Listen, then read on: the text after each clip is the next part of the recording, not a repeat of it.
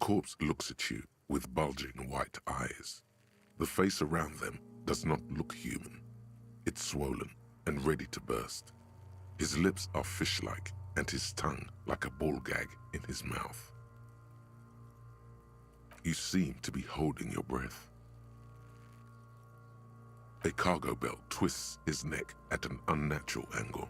The body below appears stiff. It's letting out an ungodly rot. The smell seeps in even through your clenched nostrils.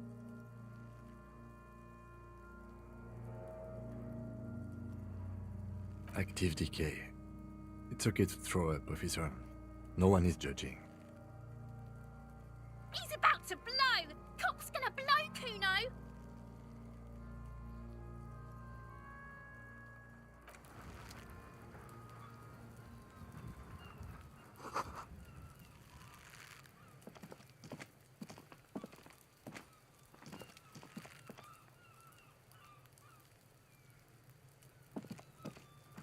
There are several footprints in the mud, left by work boots. Anywhere from 6 to 12 pairs have walked here.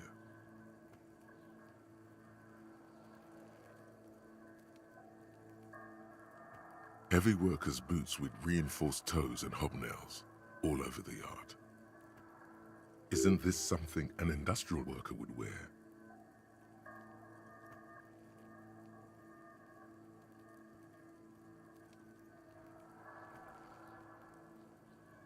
Noted. Maybe more than 12. No, 8 pairs of boots have shuffled back and forth in the mud.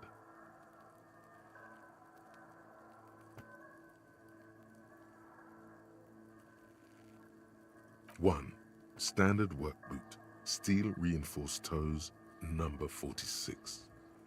2, standard work boot, steel reinforced toes, number 44.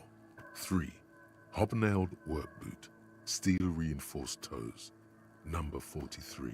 4, standard work boot, number 45 or 46. You don't know. It's a miracle you can tell the prints apart as it is. The cold must have preserved them. 5, another standard work boot, steel reinforced toes, number 44.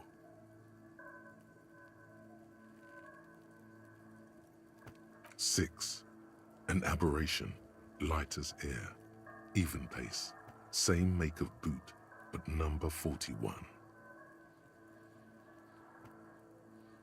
Impossible to tell. Could also have been an adolescent. The gait is undeveloped. You're not bad. It's as if the whole world darkens. Everything else has a thin film of unimportance on it, and the tracks burn in the middle of it, in a strange, beautiful way. 7, the glowing outline of a standard work boot, number 46. But the imprints are twice as deep as the others. The weight exceeds 200 kilograms.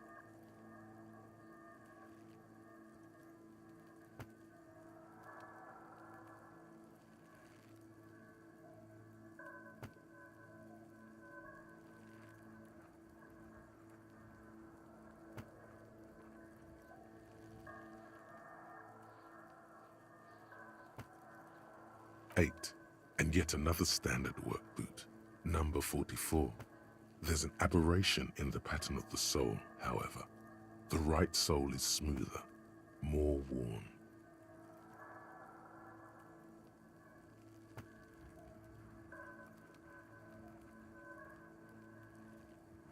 How many?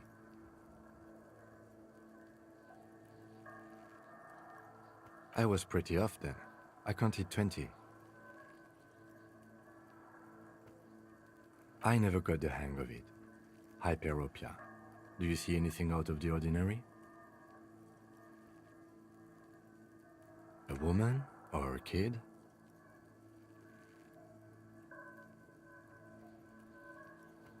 Understood. Anything else? 200? Could it be the combined weight of 2 people, one carrying the other who's tied up? Let's say a heavily built worker carrying a similarly built, soon-to-be-dead man.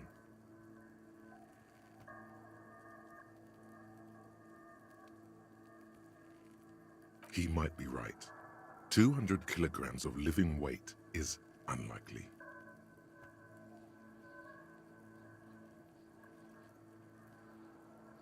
Possibly, yes. But why? Yes, they could have used a makeshift stretcher or just march him up to the gallows.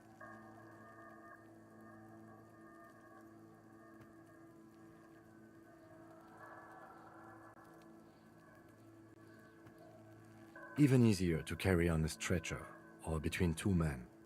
Anyway, it's for future consideration. What else can you see? Interesting. Let's name it the Old Soul. Someone operating a workbench with a pedal? Like a joiner at the harbor.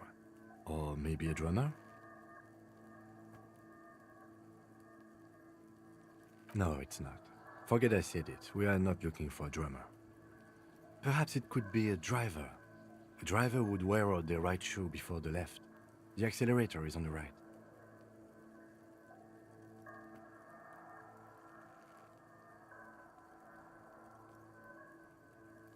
He doesn't seem to hear you, looking south toward the traffic jam instead. The machines are silent. The engines are all turned off. We should keep our eyes open around the traffic jam. See whether anyone strikes out as a potential suspect. Seems prudent, no?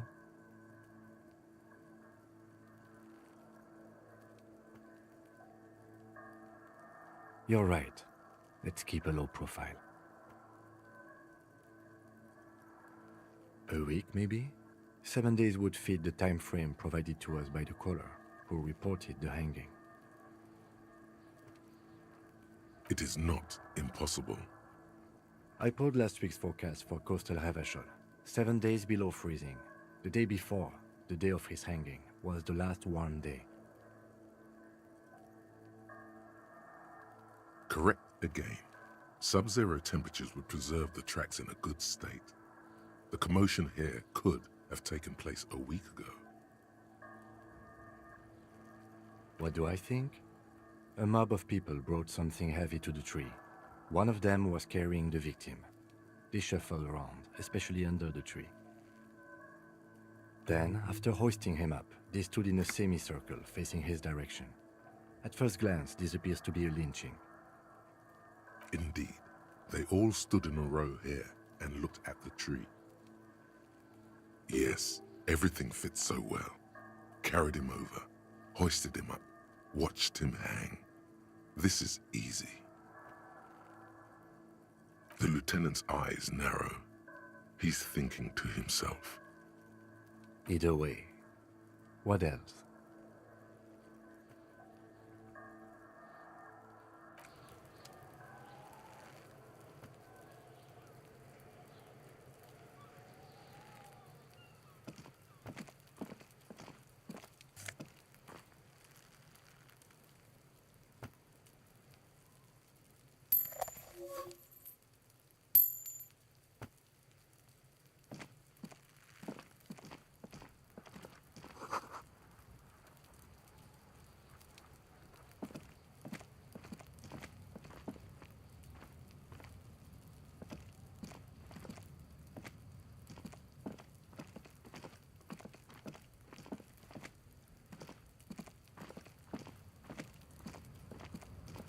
An inconspicuous pile of the roofing material, Eternite. It's nothing. Someone just left some roofing material slanted against an old shack. Glad you asked. When junior researcher Olari Tal invented Eternite in the Vartna Polytechnic Institute some 30-odd years ago, he thought it would last forever. Hence the name, Eternite. Sadly, the only lasting thing turned out to be the material's highly carcinogenic effect.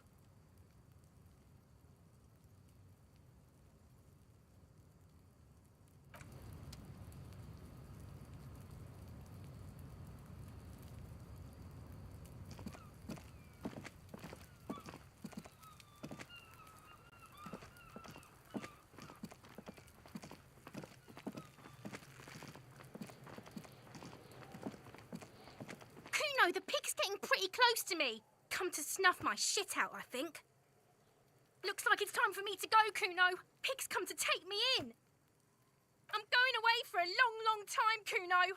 Going away for life. What's going on there? Fuck are you trying to pull, pig?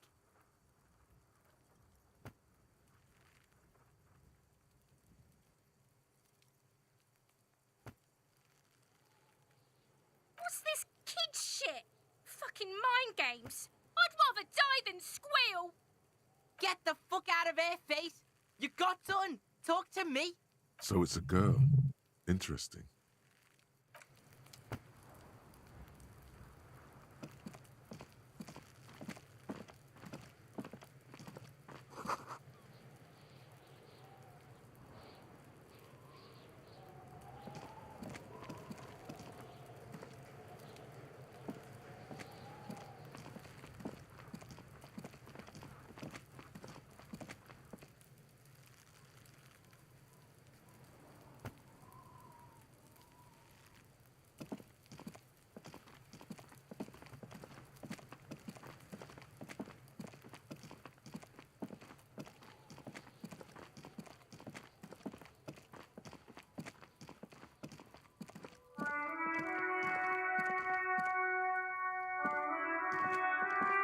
An old call box with a matrix of push buttons lists all the companies in the East Delta Commerce Center.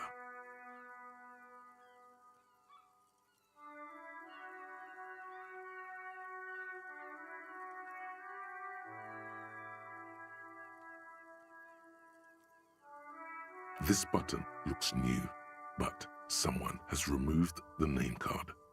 Nothing happens when you try to ring it. Huh. This button looks new. It's probably not connected yet.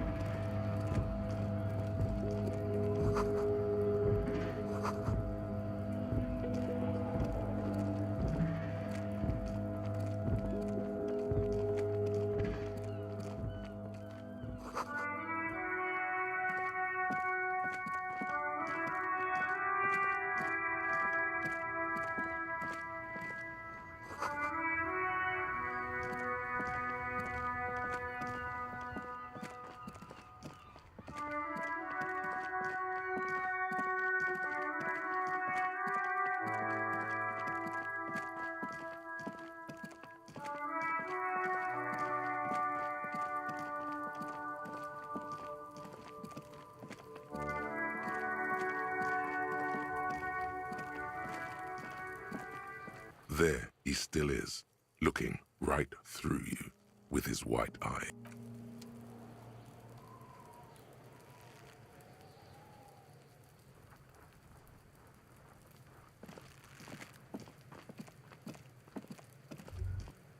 This trash container is locked. The sliding lid has a padlock that says, "Whirling in rags."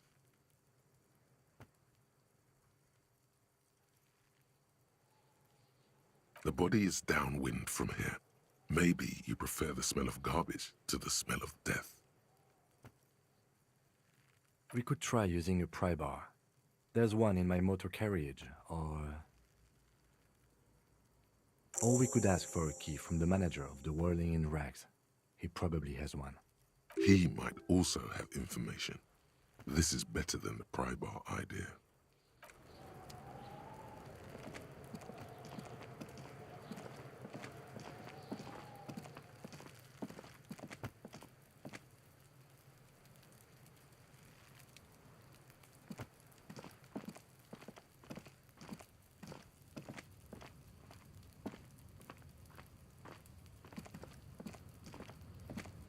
An inconspicuous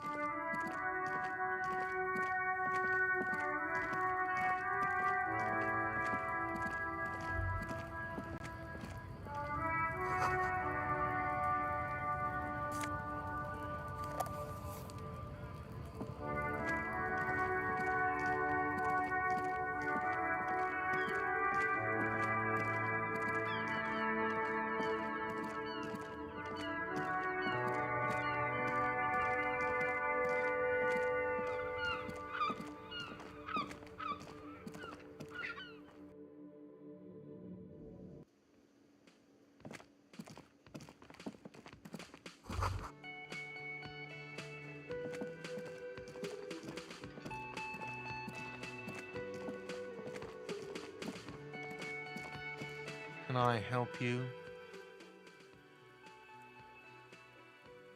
Mine? No, it belongs to the Whirling in Rags. Thank you for clearing that up. Why do you keep the container locked? Why? To keep the hobos and drunks out. That's why. And the neighbors too. They put their trash there and they don't pay for the garbage company. I thought as much. And are you the only party with access to the trash container? Well, yes. Us and the garbage disposal company. It seems a little callous, doesn't it? Something stirs in you. Prod at him and find out.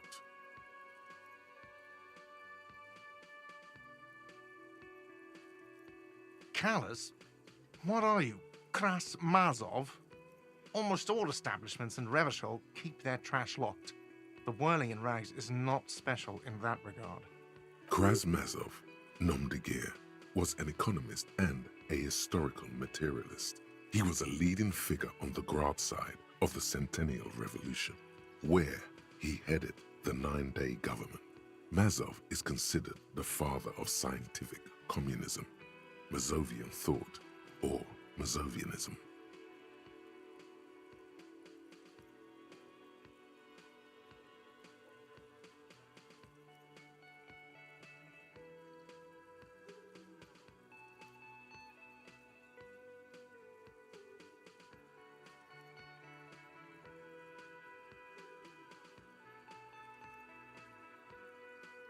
What are we talking about? Was this not about the trash container? We should return to the case of your mistaken identity at a later time, officer. This was about the trash container. What for? Mazov? Are you planning to nationalize my trash container? It concerns the case. Please cooperate. Just bring them back once you're done, please. Yes, have you got it? A lot. A lot. For the room, drinks, and broken window. Like what? I was rarely enjoying talking about the money you owe me. What thing? Yes, not the whole damn Union, thank God. Just the nastiest and loudest faction. They come here in the evenings. Dumb, unruly types. Think they're big shit. But they're good customers. They place big orders and always pay on time. We should find out who this Lord faction is, occupying the booth. Loudness means talkative, and we need info. We don't. We have to wait. They'll show up sooner or later. Men get hungry, even striking men. If not today, then they'll be here tomorrow. There are these things called days. You sleep between them. He's saying they'll come after you've slept. Just making clear you got that.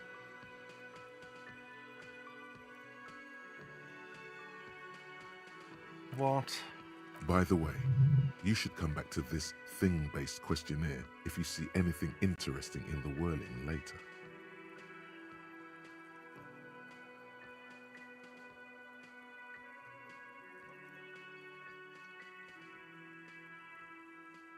Absolutely out of the question.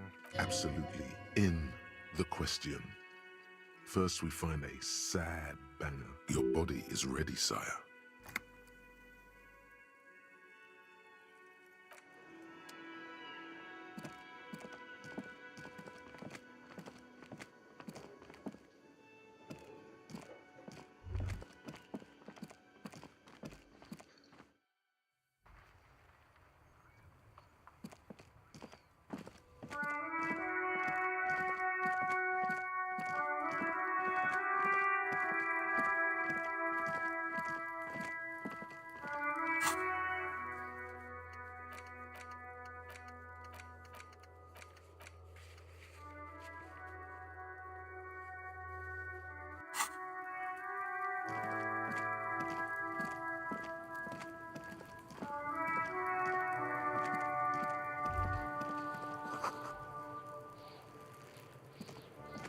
This trash container is locked. With a well-oiled crack, the lock pops open.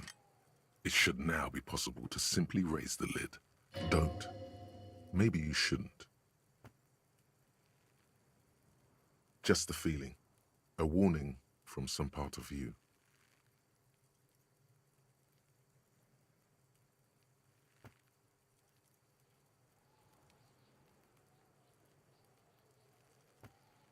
No. We need to investigate now. The smell of rotten food rises to greet you. You see soggy cartons, dirty rags, and organic waste. We're just in time. This hasn't been emptied for over a week. You see milk and egg rest with one broken egg in it. Some pasta wrapper. Picking up the soggy packages somehow feels familiar. You've done this before. The movements are recorded in your elbows, the methodology in your fingers. You're used to this. No, searching for evidence in the trash. A box falls into pieces in your hands. Batiste Soleil cereal. There are plastic pasta packages below, and turbo noodles. Nothing of note, however. Among the threadbare kitchen towels, something catches your eye. A pair of denim trousers. As the legs of the slime-covered jeans begin to unspool from the garbage, a rank corpse smell fills the air. The victim's clothes? Cadaverine odor is faint. If these belong to the deceased, they were removed when he was still in the early stages of decay. Drop them in here, officer. Guitar-marked blue jeans.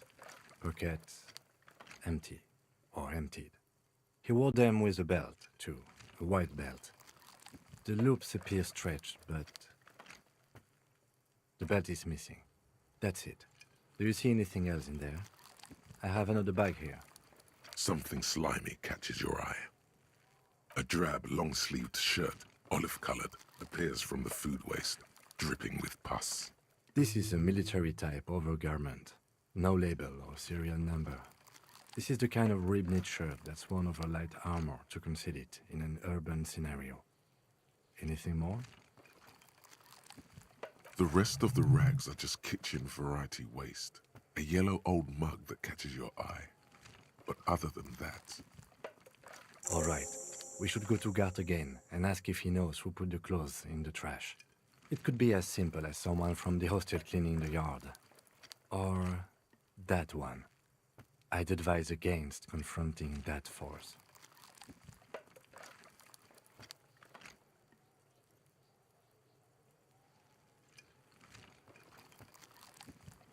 Not really. All we know is the victim's clothes are in the trash. The lid was locked, and his establishment had the key. It's just a small loose thread. The fuck's he on about, kids? You hear that, Kuno? He thinks you're an infant or something. See? the lieutenant nods, then looks back into the trash container. It's just organic waste, cold and slimy on your hands. Apple and potato peels, mostly. Unidentified sludge, and the occasional chicken bone thrown in for good measure. But hey, what's this? A blue piece of plastic sticks out from the apple peels. It's shiny. Looks like the corner of something. Something larger. A clipboard. A blue plastic clipboard with moist papers hanging from it. They look badly damaged, but you can still make out forms and notes, written in a man's handwriting. Officer, is that your paperwork?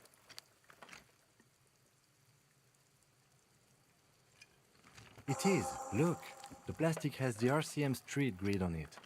You've even got an autopsy form in there. If you don't mind me asking, how did this get in the trash?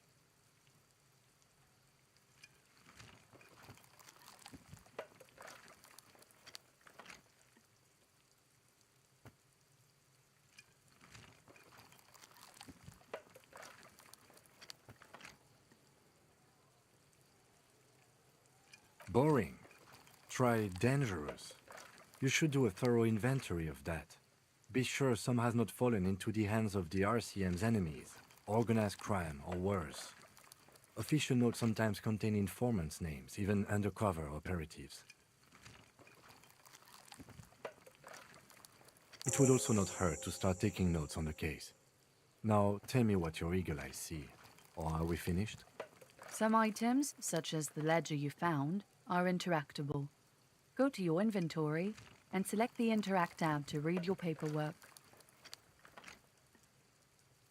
You pick out a broken mug with an oddly racist depiction of the yellow man frolicking in saffron, only in its social sensibility. You've acquired an interactable item. Investigate this item further by going to the Interact tab in your inventory. The container sounds a muffled gong. That's one thing off the list.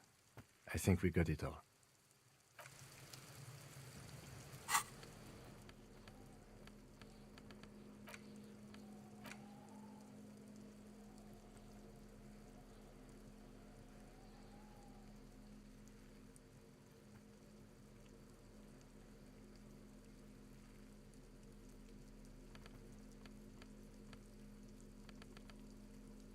It's the ledger you found in the trash. A pitiful cabbage of white and yellow papers hanging from plastic board, barely held together by a metal clip. This sad display is made complete by the faint smell of urinal cleaner. There's a piece of toilet paper, or is it cleaning tissue? No, it's toilet paper, desperately sticking to the back of the blue plastic clipboard. It's a metaphor for you.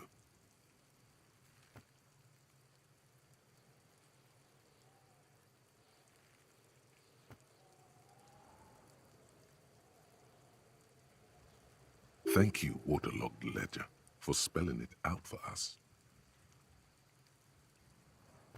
It's just toilet paper sticking to the back of the plastic clipboard. You can take it off if you want. Still wet, the toilet paper peels off the plastic easily. All you have to do is shake it off with your finger and voila, the ledger now looks marginally better. An aluminium block runs the width of the board, biting down on the paperwork. Its crocodile teeth are the only thing keeping the papers together. A regular pencil, the tip worn down to nothing, has been attached to the clip. The surface is interrupted by a silvery sticker. It's rectangular, sparkling with iridescence. You don't know how you didn't notice it before.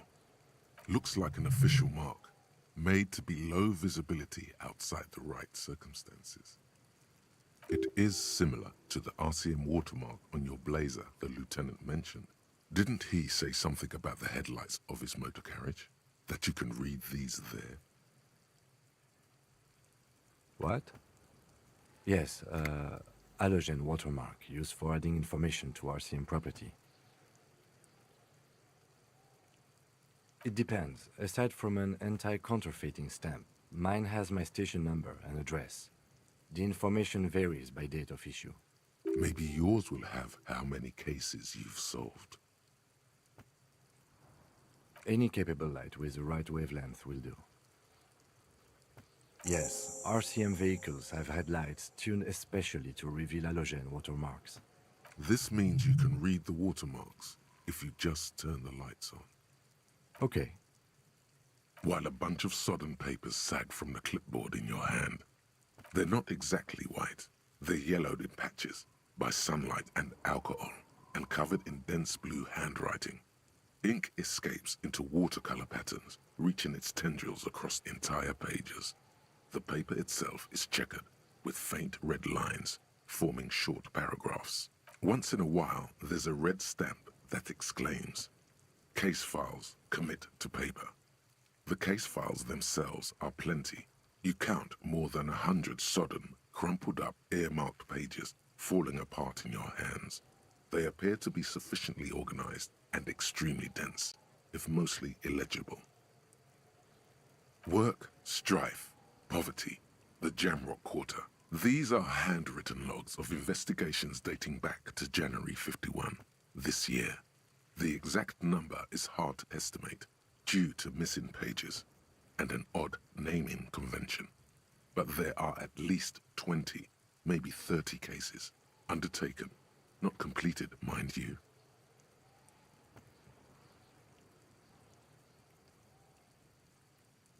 It's the middle of March. You have attempted 2 cases a week on average. What do you mean? Is that all?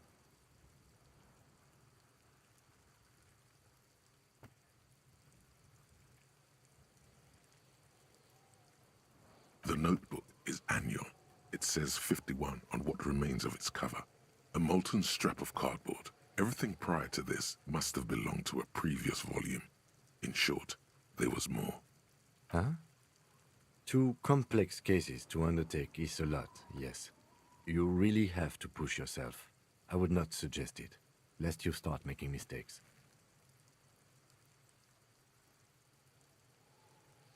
Two? That's a lot. I didn't mean to say you are making mistakes, by the way. That was presumptuous of me.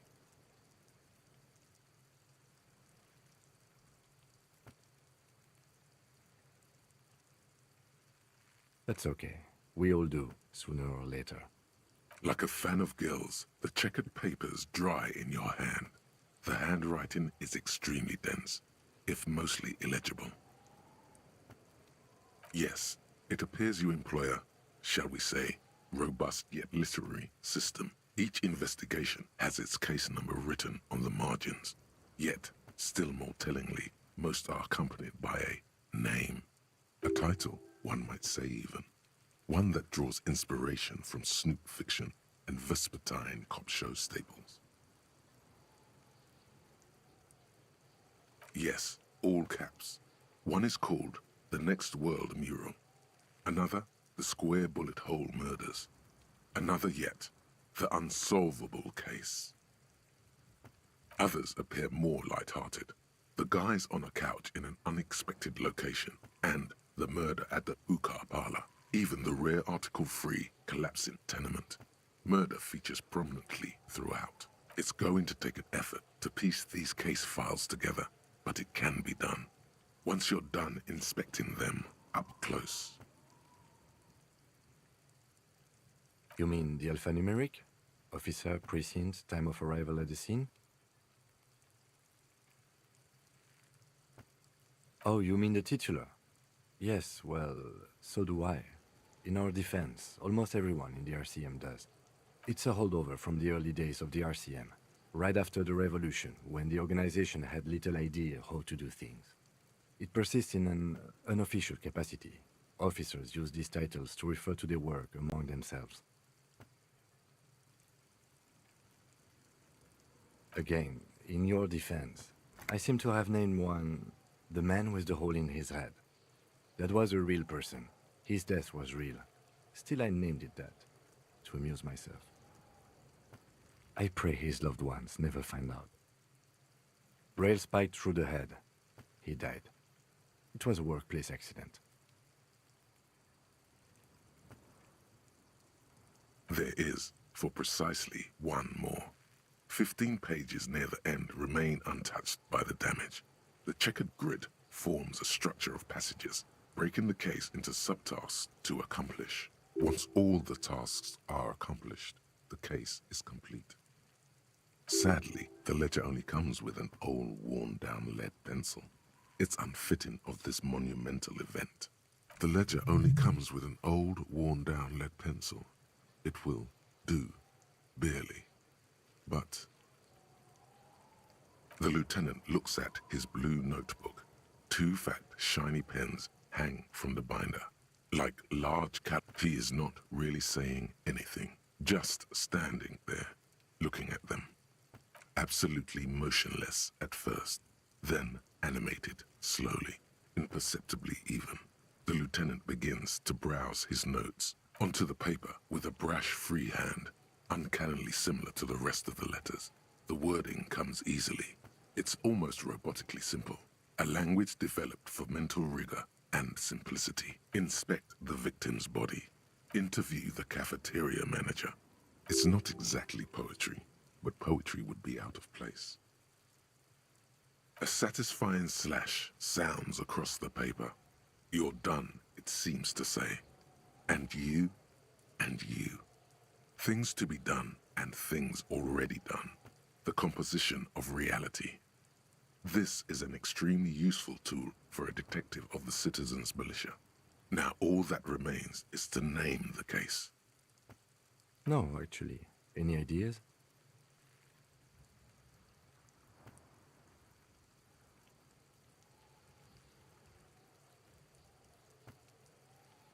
Great. That's great. That's actually what I was thinking too. The Hanged Man. Good, strong name. We have a very good name for the case now. I'm going to start calling it the Hanged Man. It's good we sorted this out.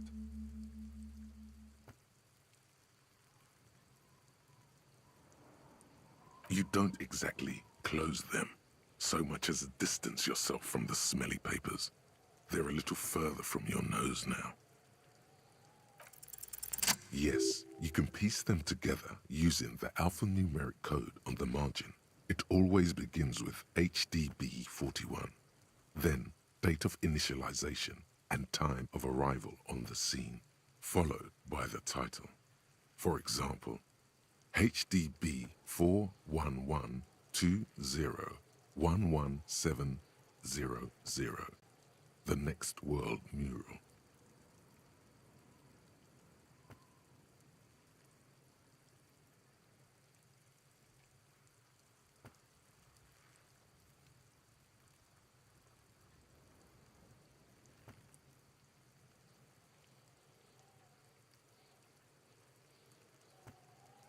Why, yes, your precinct number is 41. Every last alphanumeric in the files begins with it. And these are your case files. It's safe to say HDB are your initials.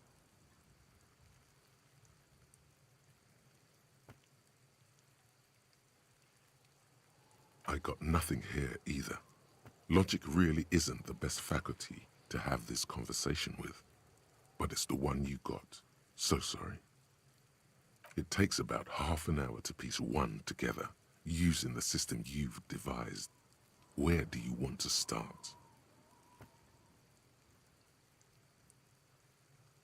Not much has changed in the meanwhile. A bunch of sodden papers still sags from the clipboard. In the back, you see thin, translucent copy paper, some neon yellow, some bright red, all covered in boxes, like marching armies.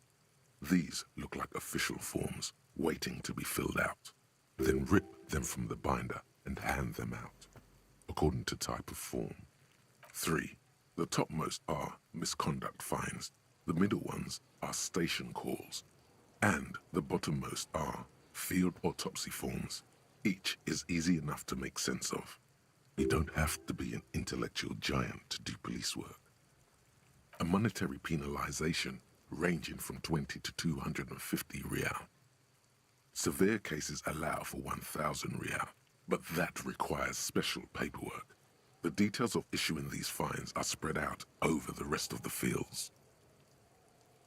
But they appear pleasantly vague. These are quite sinister in turn. They give a date and time for the person to appear at the specified precinct police station. Below the call are the criminal charges you risk by not appearing. All in a print so small it could be considered downright cute. A dozen pages of thin copy paper, bright red in color. You see the parameters of a deceased human form waiting to be filled in.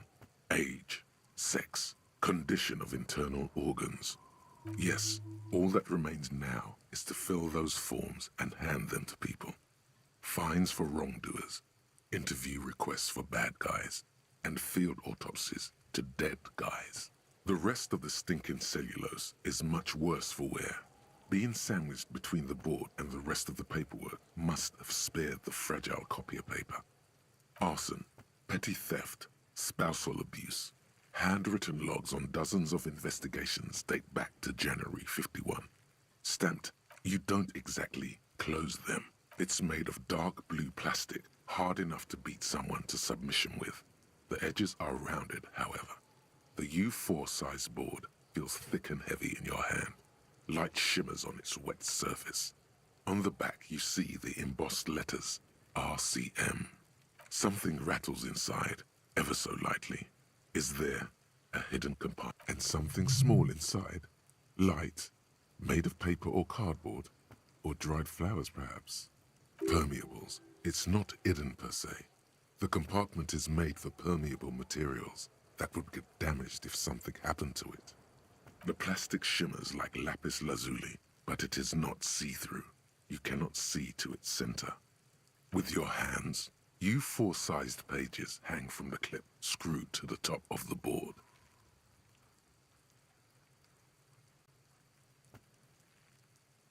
The acidic stench of rotting food is rubbed off on the cellulose. It now forms the base of the experience. This base surrounded by a faint air of spoiled meat, the stuff of death itself, and then sprinkled liberally with the citrus zest of toilet cleaner. You know, like the bits they put into public piss bowls, probably called Fermi Discrete, or Axel, or something. At some point in its journey, the ledger has seen the inside of a public toilet. Remember when I said the smell of the upstairs bathroom was so rank they should have sent a poet to describe it?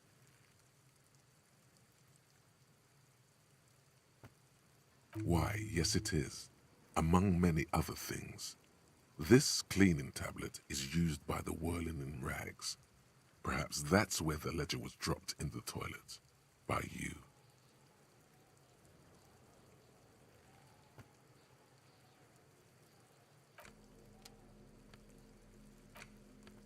It's just a racist mug. What's there to read here? Not much. Oh boy, here we go. What are you going to say about a broken, tossed-away mug that you dug out of the garbage?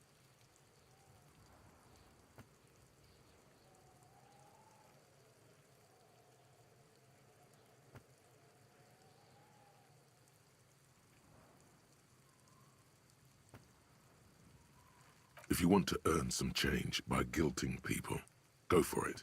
But if you want to earn real dough, finish the case and start getting paid again.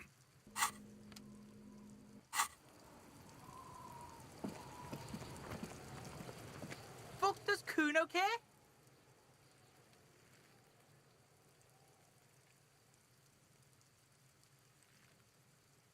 The fuck about it? Your test. Get lost! Kuno doesn't.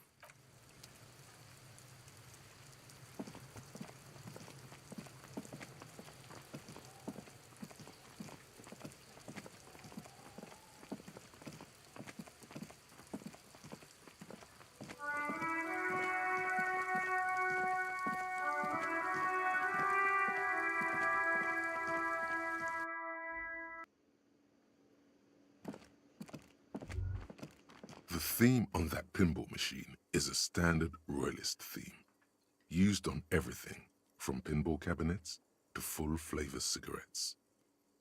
Clinging to a picture book version of the past century, waiting for the king to come back and cast out all the profiteers and homosexuals. Basically, imagine a yellow plastic crown with a liquor brand emblazoned on it.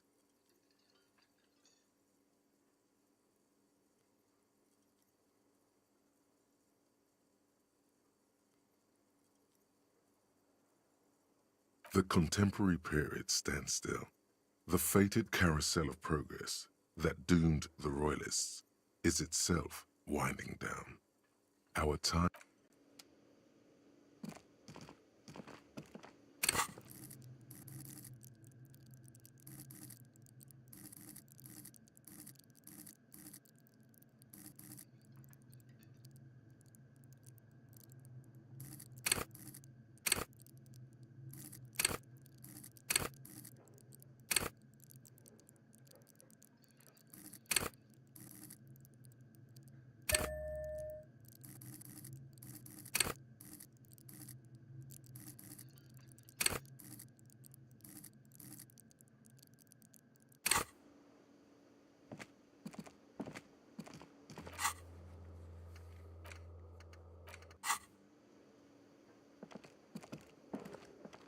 Can I help you?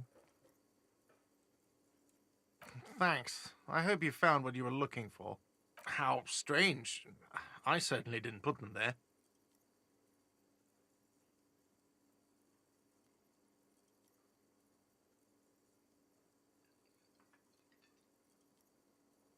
Sylvie had the keys before I got here, and I can vouch for her.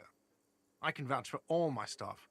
None of us would tamper with the crime scene. The trash collection service? CS Municipal. I don't see why they would put anything in the trash, though. Ah, the elusive CS Municipal. I doubt we'll be able to track down who was sent here last and when. This will have to be one of those little threats that solves itself down the road. Thank you anyway. I think fugue states are more your forte, officer. Yes?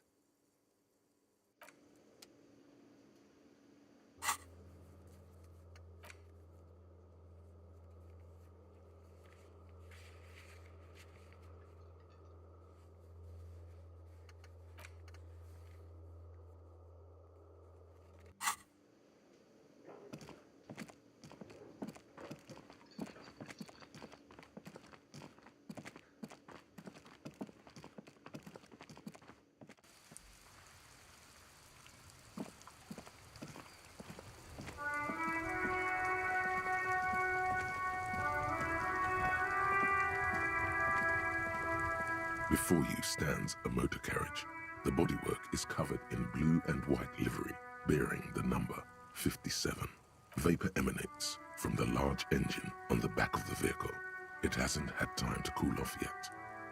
This must be the infernal machine, that toy from oblivion. The Caprice Kinema motor carriage. In the cabin, you are welcomed by a set of steering levers, a radio microphone on a hook, a pull-out toolbox under the seat, and the soft glow of the fuel preheater gauge. A scent of leatherwork and heavy fuel oils washes over you. All right. Ready? I turn, you press start. It's next to the preheater. The dashboard lights up with orange glow. The rounds per minute gauge jumps, and the engine of the Caprice Kinema comes to life with a whiny growl. like a leopard waking from its sleep, yawning and roaring at the same time. The lights unfold with a little click, casting electrical light onto the ground before the vehicle. There you go. I'll turn them off from the remote once you're done. We just need to stand in front of the machine now. Inside, you see a set of steering levers, a radio microphone.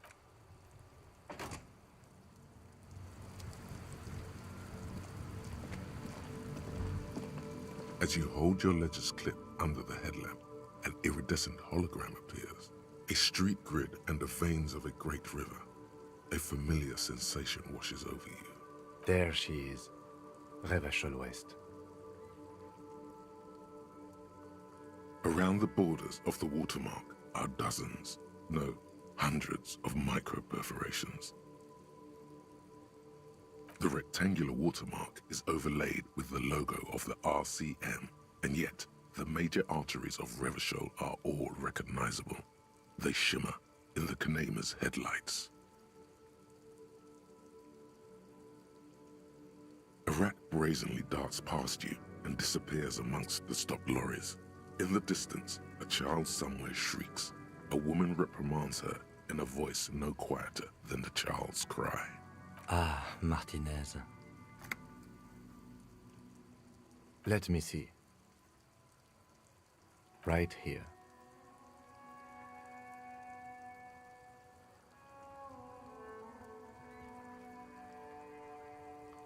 Oh yes. Coal City. Le Royaume. The burnt-out quarter. There are many of them, and they are divided into 3 separate rows. The first row has 18 dots. The next is the longest. It runs all the way around the border, and then some. You count 216 perforations. Considering that nice, large number, a wave of pride washes over you. Though you can't say why, precisely. The last row has 3 perforations. That's it. Those are perforations. They represent your record as an officer of the RCM. They are your statistics, as it were. I should have guessed you'd keep a record. Officers often do. Let's take a look. Alpha male officers who are proud of their numbers often do. It's meant. The first row represents your years of service. 18 years. Okay, not bad at all. What did you do before you volunteered?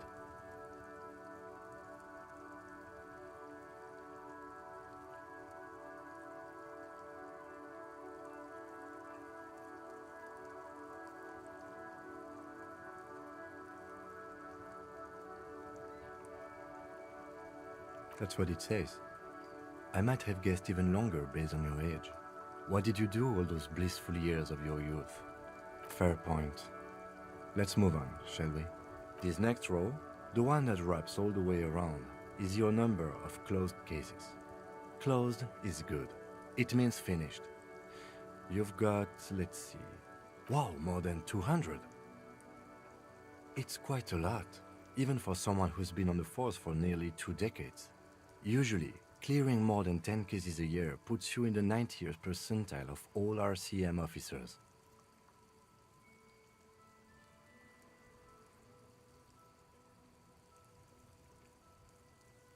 Call it what you want.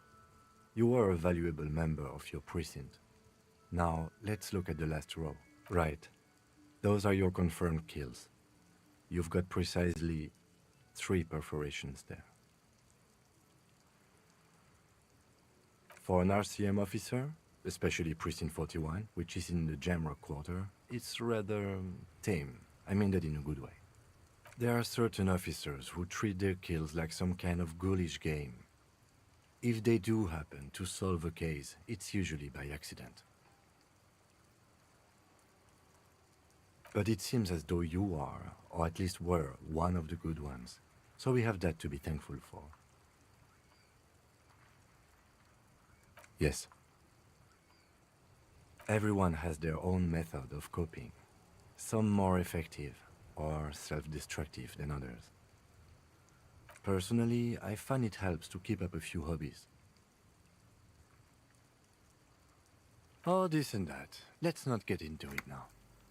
Anything's better than annihilating yourself with drugs and alcohol. The lieutenant nods. Right. I'll go turn off the lights. You can now see your statistics on your journal page, to the right of the task description.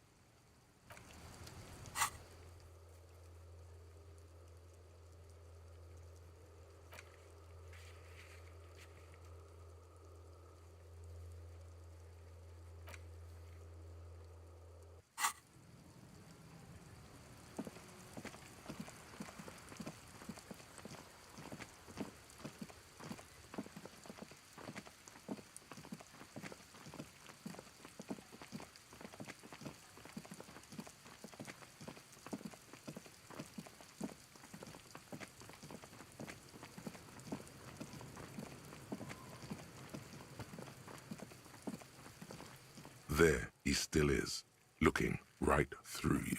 With it, the smell is repulsive. It pushes in from your mouth, more instant and more familiar than anything you'd expected.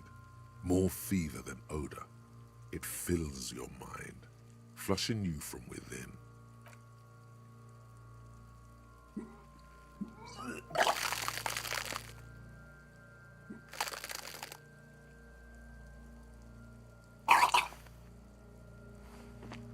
You feel a great force ringing from your stomach. Your body curls and pushes it out, burst by burst, until a pool of vomit lies under your feet, and your throat stings from the stomach acid.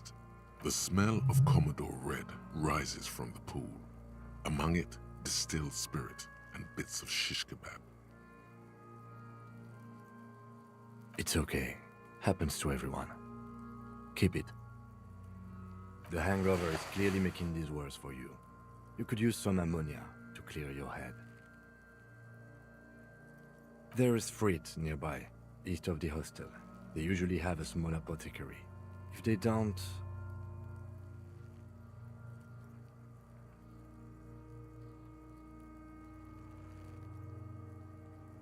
There's a greenhouse here, and a gardener with a wheelbarrow on the corner of the whirling in rags.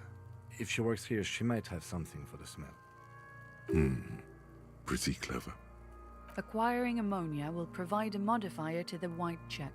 Modifiers make checks easier and allow you to retry them.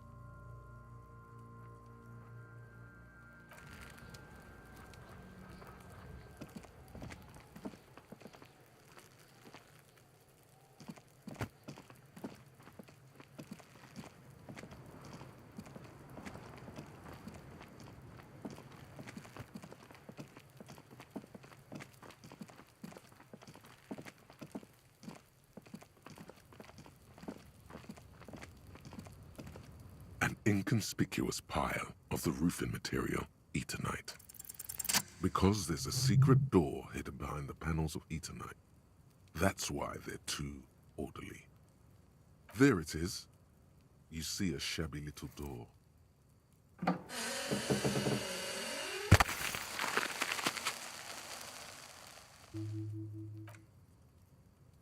What is this, then? A tool shed?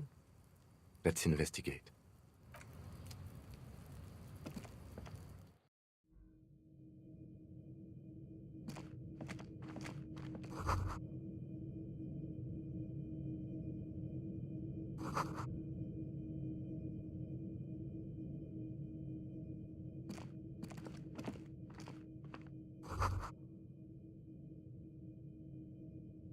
Be still, my beating heart.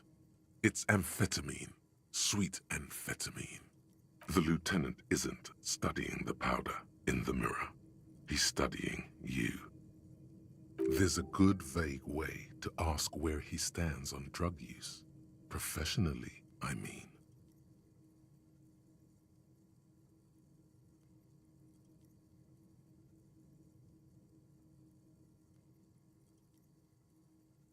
Perhaps not.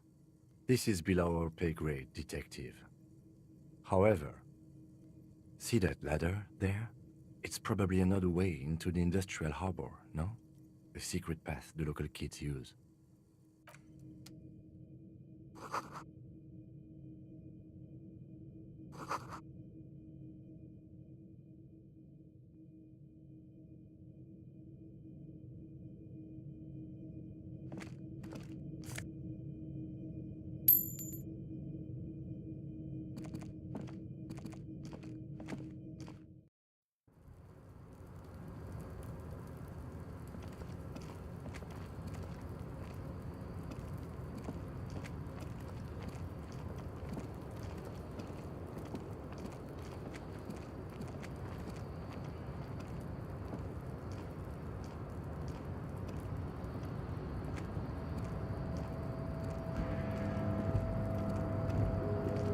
Looks like someone left his tarpaulin cloak hanging on the railing here.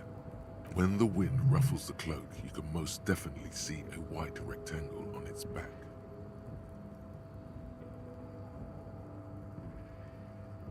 Yes, it's probably yours. It bears the RCM insignia, and you have a habit of being careless with your equipment. You could probably make the jump. You look like you've done some track and field in your day.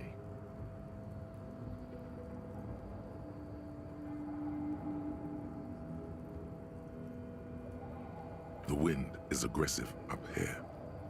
The lieutenant looks at the enormous crane towering in the distance over the container yard. That machine is a Kvalsund 1020 HK.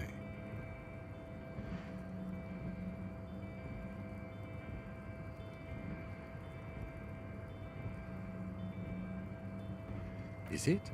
Kvalsund makes a lot of heavy equipment, but this is phenomenal, even for them.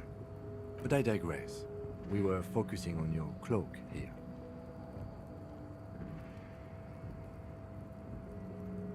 The cloak? I do think it's yours, yes. As to whether you should go for it? Well, it doesn't seem too dangerous. 2 meter stops. Whenever you're ready to do it, I'll be right behind you. The cloak looks like a bag of goodies floating in the wind. Who knows what its pockets may hide?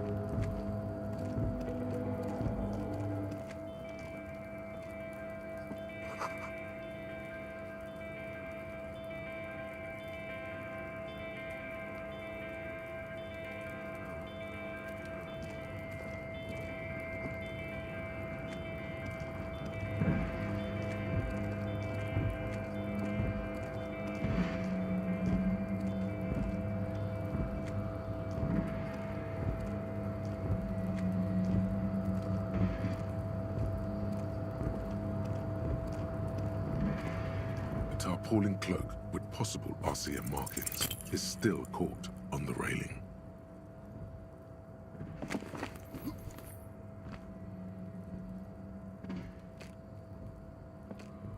Nope, no.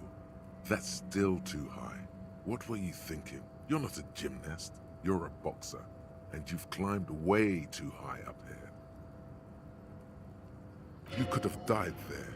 Shit, shit, shit, shit. I'm failing you. This wasn't part of our deal. Hey! What happened? I understand. We can always come back when you are feeling better.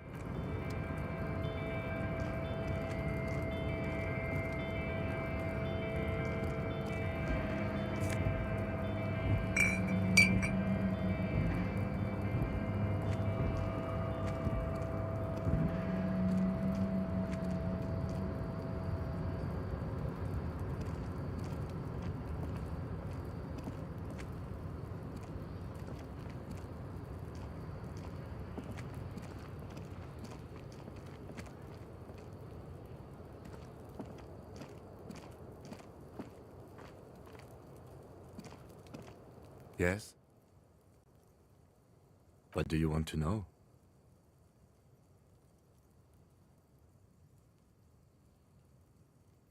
I'm afraid you and I are pawns in a pissing competition. You don't know? I assumed you were in on it.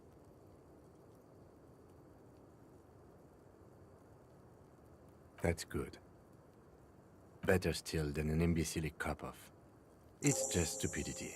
We shouldn't waste any more time on it. If you want my take, ask me after we've inspected the victim. Was there anything else you wanted to know about the case? Good. Yes?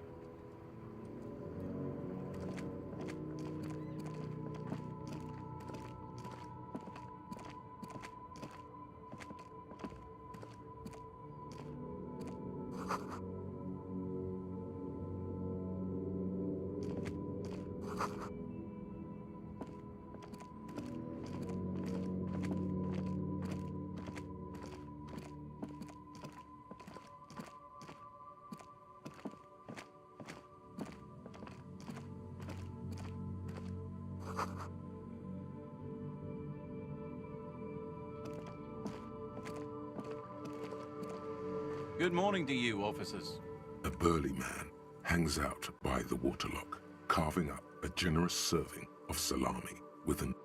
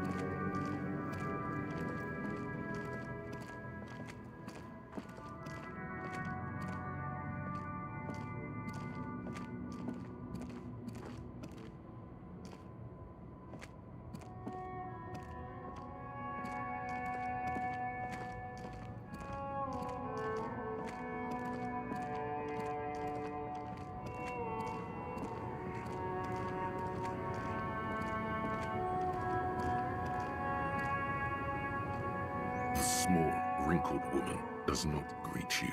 She nods along to the photo, an ambrotype from the turn of the century, as golden as her smile.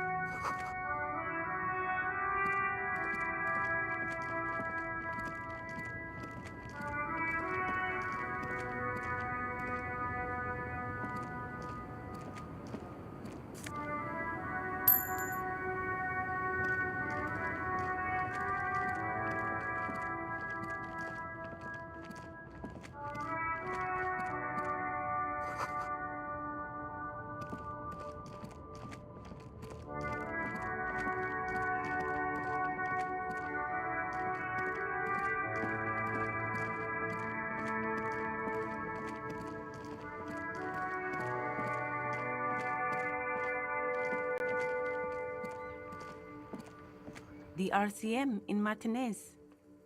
What can I help you with? We don't see a lot of police around here. That, of course. What can I help you with? Sure, I'm done with it. Go easy on that stuff. It gave me a terrible headache. Excuse me? Oh, well, I didn't write it there. I'm just sitting here. I don't know anything about that either. As I said, I didn't write it. Pig is a widely used term for members of the police. It's not loving. No need to worry. We are not saying you did. Okay. Well, I didn't. Since the street sign's messed up? Okay. What do you need? It's just water. No, actually, I think they call it the Martinez Inlet. There are some islands in the bay, but they're hard to reach. No problem. Of course. I won't hold you back. If there's a corpse, then you're going to need those gloves for the autopsy. Sure, keep them. I have another pair.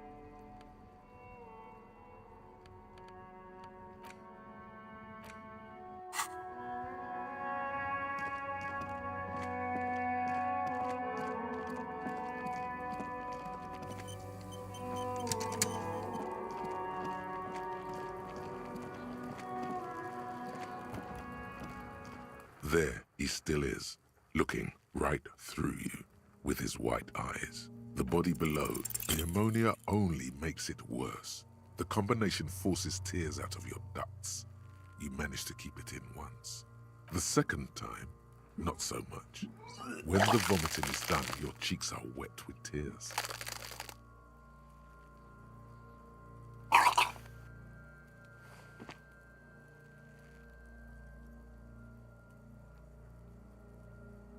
Nor does the wind right now. I've seen strong men turn themselves inside out for hours. You are facing tough odds here. Alcohol withdrawal makes it considerably harder.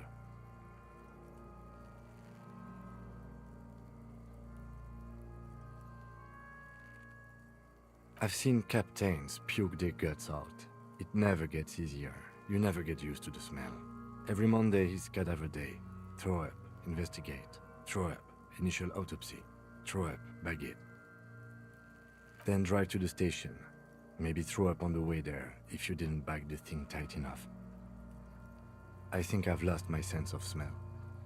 A white lie. Not being hungover helps too.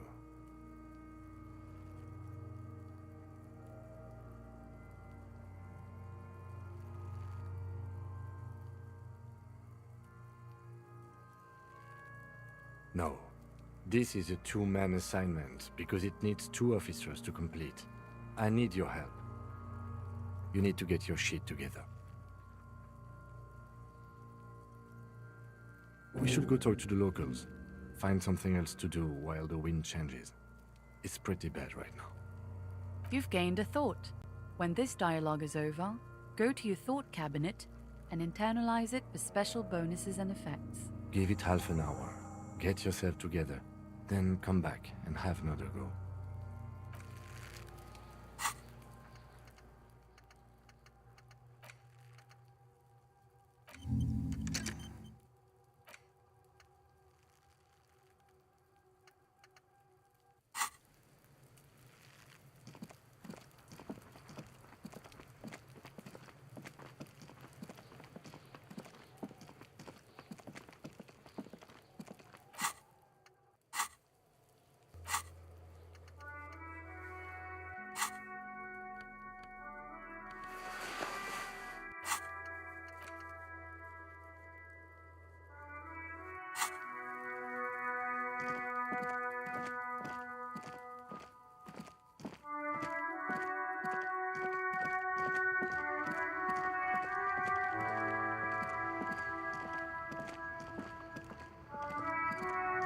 Inside, you see a set of steering levers, a radio microphone, a pull-out toolbox, and the soft glow of the fuel preheated. The frequency tableau lights up, and the green button labeled Prime Line glows like a feline eye. And then you hear something. The soft purr of electrical kittens. Radio waves cast far and wide over the metropolis. A woman's voice greets you through the static. This is Precinct 57. Hello, Lieutenant. How may I assist you? Hello, Alice. Please assist our colleague from the 41st precinct here. I'm putting him on. Operating the radio is easy. Just be confident. You've probably done it 1,000 times.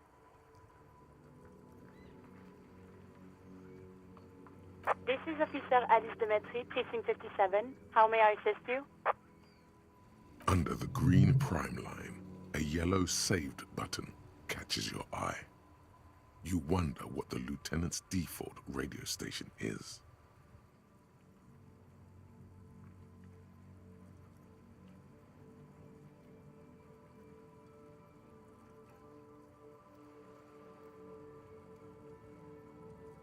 Just a second, officer.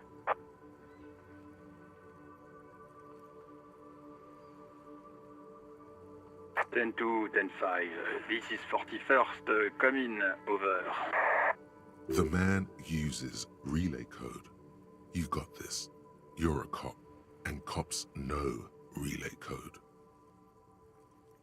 10-4, message received. 10-5, relay message. What's your status? Over. 10-18, state your message, sir. 10-9, over. 10-4, message received. This is a very serious situation. I need to 10-22 the captain. Over. Is it him? What does he want? Says he lost his badge and needs to report it. He what?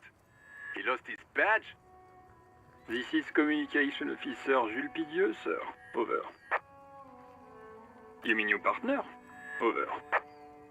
What is he saying? He's asking who you are. I'm his goddamn partner. It's your partner, Satellite Officer Vitmar, sir. Over. Did he lose his memory along with his fucking badge? Who lost his badge?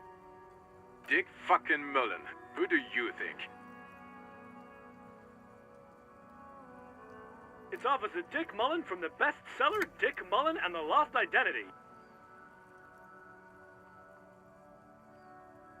Dick Mullen is not your name. It's the name of a fictional detective who would not lose his badge. Defend yourself. Immediately. They're laughing at you.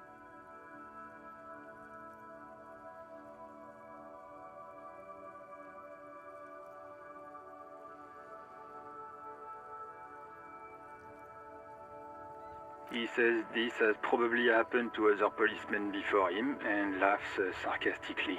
Oh goddamn it! Is he fucking kidding? The whole station's gonna be dicked for this. Satellite Officer Vicmar is wondering if you might be joking and adds that this tarnishes the reputation of the entire station. Over. Mullen dicked us. He's asking you to stop, says this is serious. Of course it's serious. He lost his fucking badge. Satellite Officer Vicmar concurs, losing your badge is serious. Over. 10-4, I hear you, officer. I'm just going to make a note here that you are in pursuit of your misplaced badge. Over. Fuck me. Mac, come here. You've got to hear this. Dick Mullen lost his badge. What's going on? Super Cop here lost his badge. He lost his what now? His badge. He lost his goddamn fucking badge. He asks you to please stop saying he lost his badge. Why? Did he find it? Sergeant Orson was wondering if you found your badge yet. Over. You don't have a comeback. Sorry. It's hard to think like this. He's not replying. Looks like he's still looking for it. 10-9, come again. I didn't get that. Over. New heights even for Captain Sober. Ask him. Ask him if he's lost his gun, too. Sergeant Orson wants to know if you lost your gun, too. Over. check your pockets. Check your... Holy fuck. You don't know where it is, do you? No. It's gone. It's not fucking on you. 10-9, come in, officer. Did you get my question? We were wondering about your gun. Over. Lying over the phone? It's easy. Just say it like it's the truth. And then it becomes it. He says he didn't. Thank God for that. That would have been a nightmare. I don't even want to imagine the poor prick who has to relay that kind of news to the captain. Losing his badge is bad enough. Tell him to find it, and fast. We can't have some gangbanger running around with it. We're all glad to hear you've not lost your gun, officer. You need further assistance? Over.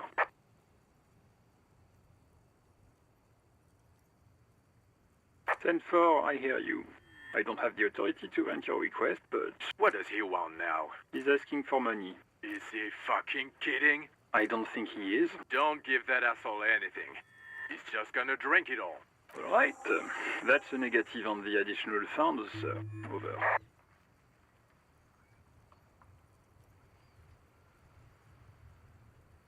He says he's in trouble. Doesn't have a place to sleep. Well, I guess he'd better crack the case before sundown then. Vigmar said...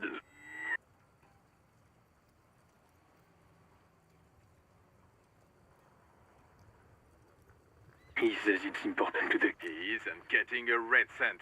You can't... Request denied, sir. Anything else, sir? Over. Okay, 10-4, sir. I hear you. Relay your question. Over. Wait. Before you say anything stupid, think it through.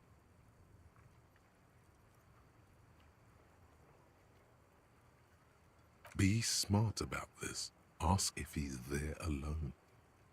10-4, sir. I'm not hearing your question. That's a negative, sir. I got 10-12 visitors present here. Over.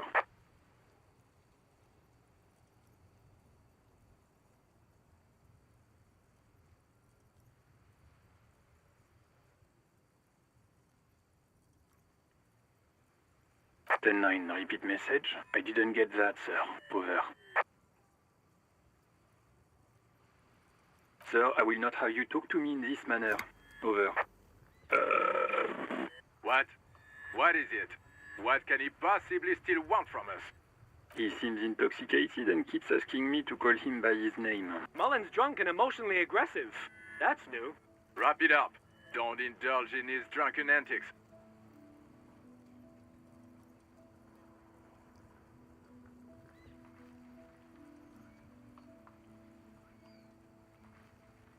What? What is it? He's still on the line? He wants to verify the information on his badge. But of course, it says Dick Mullen, High General of the Revacholian Cavalry Force. Tell him to stop wasting time. What do you need, sir? Over. 10-4, well, that's, Does he actually want something, or is he hell-bent on disrupting our work? He asked if he ever told me about his days before. For God's sake, cut this shit out! Tell him to... Sir, Satellite Officer Vigmar. So, was there anything else? Understood, sir. Over. Roger that. 10-10. Over and out.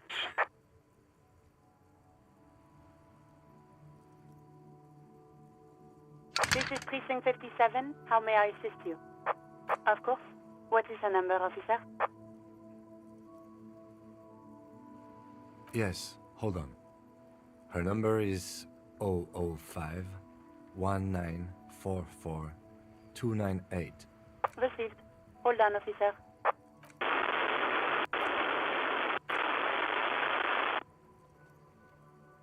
Give it a minute. She might be busy at the moment. Officer, I have Sylvie Malaika on the line for you. Yes, hello?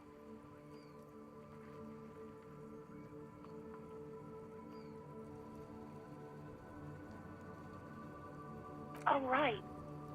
Hello, officer. What can I do for you?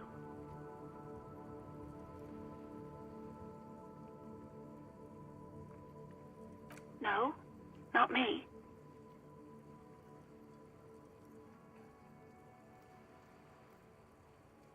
No, sorry. I don't. Not a lot of people have phones around here. Copper thieves take the wires. People don't have the money to have the cables put in again. They use the Union's phone, or the one on the coast. So the Union has a phone, and there's one further down the coast. Got it. It was someone else. We'll find them sooner or later, officer. It just might take a while. What? Of course it bothered me. But I thought the Union already knew about the court.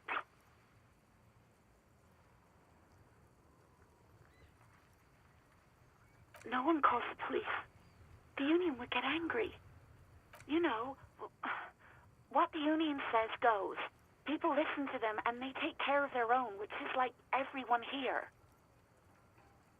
Legally, no. In reality, yes. Martinez is de facto policed by the Dock Workers Union.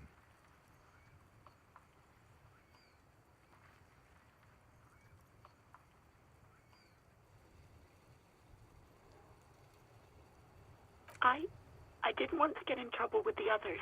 Push her further. Show her the error of her ways.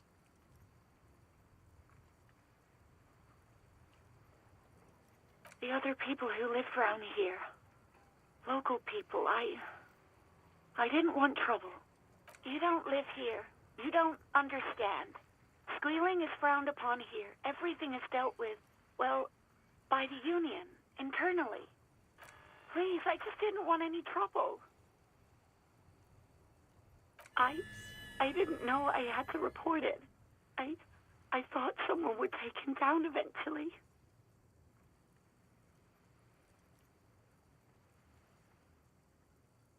You can almost hear the girl getting smaller on the other end of the line until she almost drowns in static. Okay.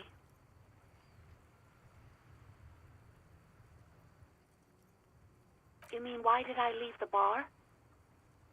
Honestly, I'm not really comfortable discussing it with you, sir. Why not?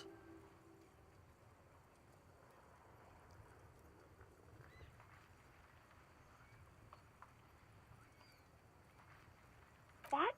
No, why would you even think that?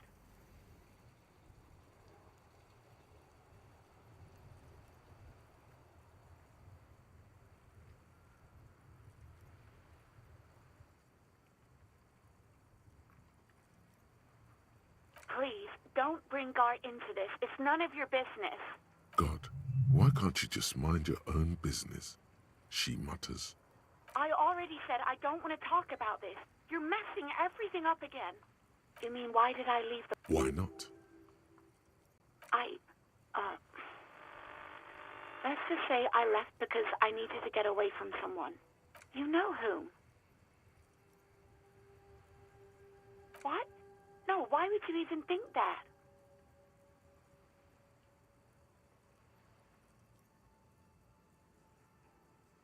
Please, don't... God. I already said I don't want to talk about this. You're Yes, I know who you are. You're a police officer. The law. You told me back in the whirling. You told everybody, and so does your badge. I don't need to hear about it anymore. Oh, no, I haven't, sorry. Real policemen have uniforms too, by the way. Where's yours?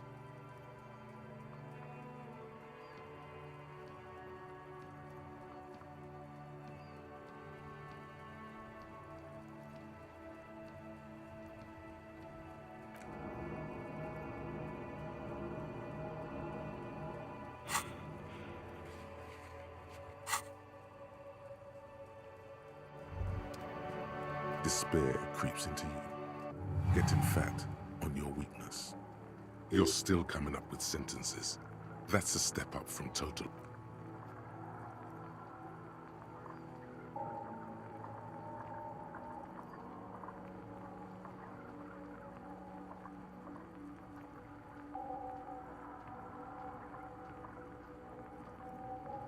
I don't dispute that you have been charged with protecting the people of a particularly challenging... Nothing you can say would make you feel any better now. Cop gives up the detective genre.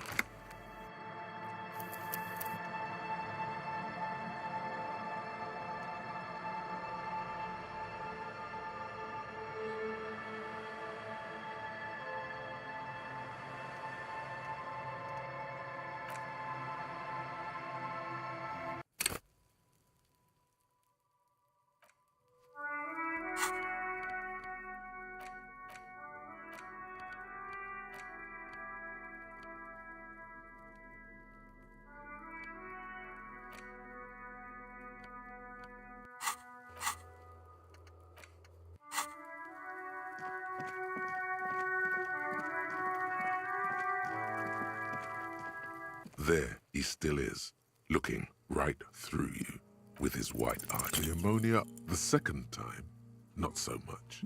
When the vomiting is done, your cheeks are wet with tears.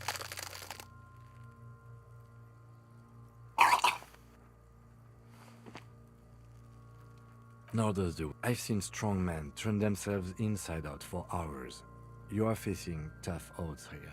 I've seen Captain drive to the station. I think I've learned... A white lie. Not being hungover helps too. That's probably a good... You need to get your shit together. We should go talk to the locals. Find something else. You've gained a thought. Give it half an hour. Get yourself together.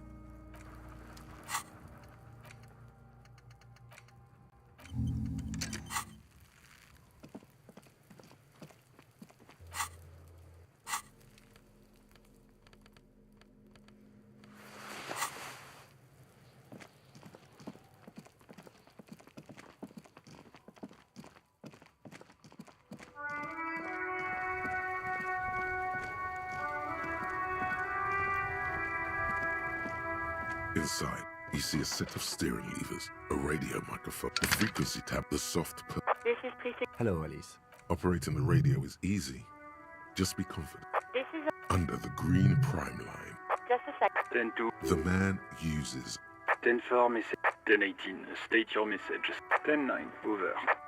10-4, message. Is it him? Says he lost his... He what? He lost his badge? This is You mean your partner? What is he saying? He's a... I'm his... It's your partner. Did he lose his... Who lost his badge? Dick fucking... It's Officer Dick Mull. Defend yourself. Immediately. They're laughing at you. 10-4, I hear you, officer. Fuck me. What's going on? Super cop. He lost His badge. He lost his goddamn fucking badge. 10-9, come in. New Heights E. Ask him. Sergeant Orson. Check your pockets. Check.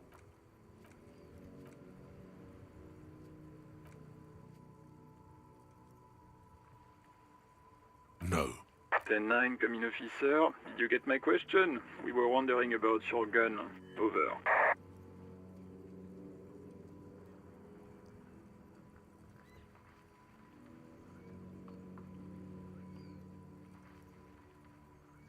Ten one, you're breaking up. 10-9, repeat please. Over. 10-9, come in, officer. Over. Come in, officer. 10-9, repeat. Just say you lost your gun. Anything else would only make the situation worse here. He says he doesn't. Dear God, he lost his gun. This isn't really a... Mac can face the giant of cocoa nut. Oh, I can't. Fuck. I'm not going to. Ask him. Sergeant Orson here is wondering if you are still in possession of your genitalia. Over.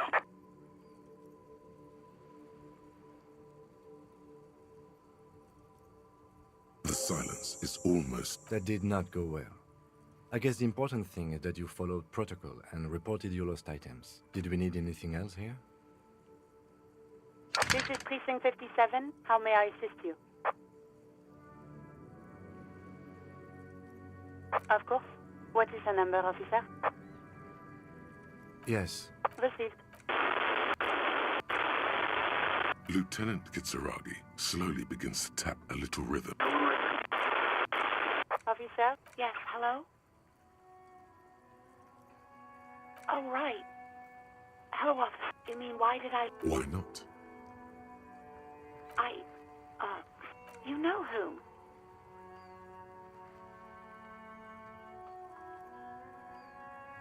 What?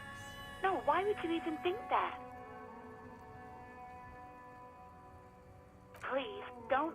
God, why can't you just mind your own business? I already said I don't want to talk about this. You're... No, not me. What? Of course it bothered me. But I thought no one calls the police. You know, what the union says goes. Legally, no. In reality, yes. Martinez is de facto policed by the dock workers union.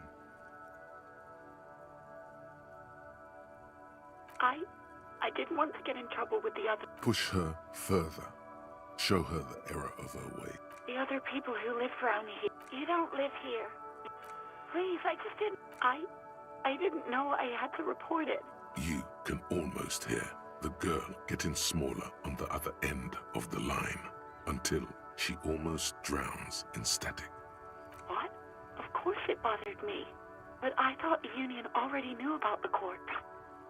No one calls the police. You know, what the union says goes. People listen to them and they take care of their own, which is like everyone here. Okay?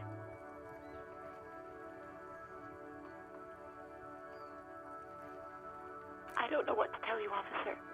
I didn't call you because I didn't want... No. It was someone else. We'll find them sooner or later, officer. It just might take a while. Okay. Yes, I know who you are. Oh. Real policemen have uniforms too, by the way. Where's yours?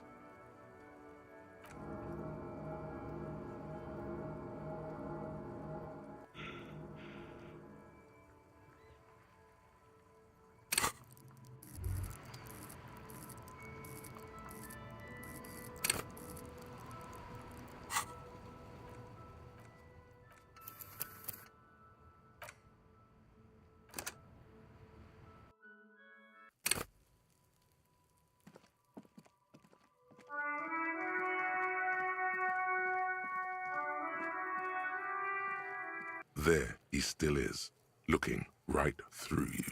The ammonia the second time, not so much. When the vomiting is done, your cheeks are wet with tears.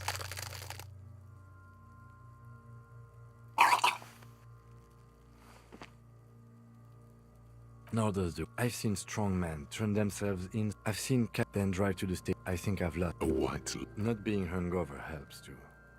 That's probably... You need to get your shit. We should go talk to... You've gained a thought. Give it half an hour.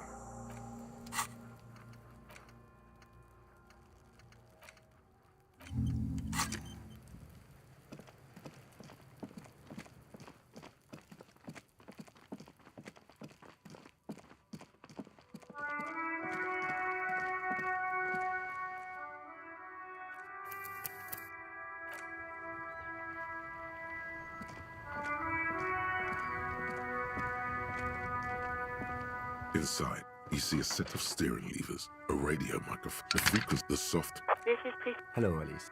Operating the radio is easy. This is... Under the green primal. Just a second. 10-2. The man... 10-4. 10-18.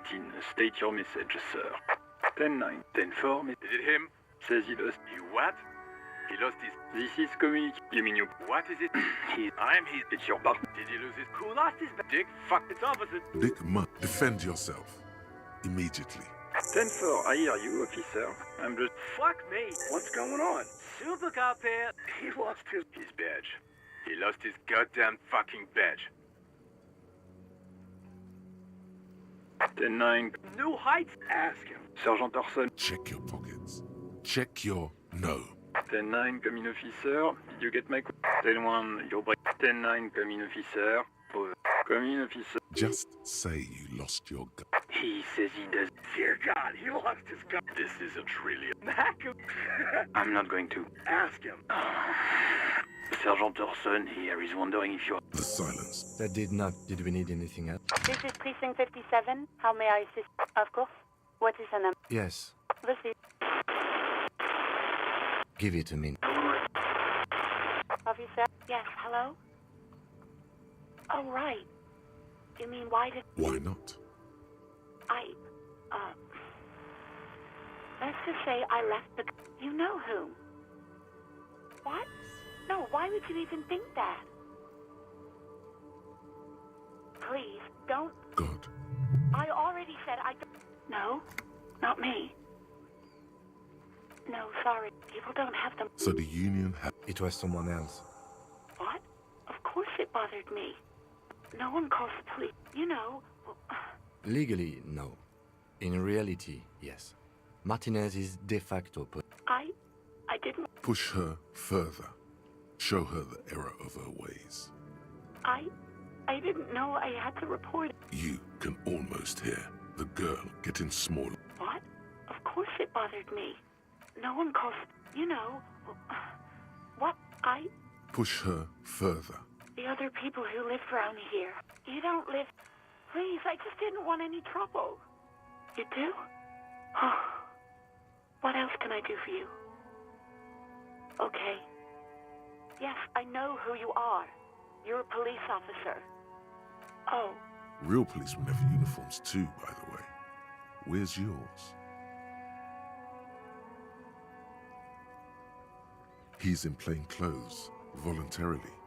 It's different from not knowing where your uniform is. Please, no. Not this again. Everyone saw your cool gun detective. You were trying to impress some people with it. Everyone was eating and...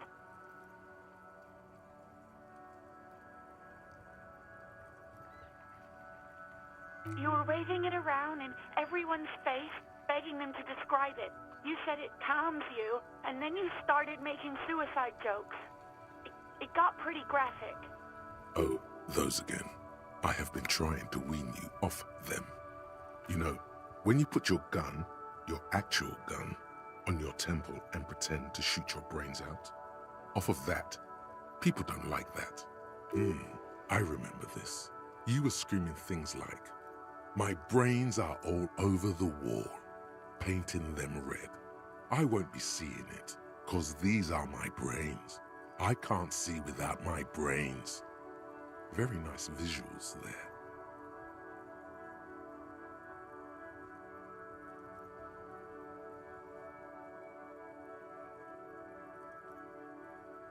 There is silence on the other end of the line. No idea. All I know is next you were waving around money instead, saying things like big butts cannot lie and guns can't buy money, but money can always buy guns. It almost looked like you pawned it. But believe me, I did not ask. Uniform? I never saw you in any uniform. You had your things on. The disco things. Well, you tried to jam it down the toilet, sir, clogging it completely. After I had unclogged the toilet and retrieved the paperwork, I threw it out in the trash, thinking you didn't need it. I am sorry about that. Anything else, Detective? I do hope so. Please, don't call me again. Bye.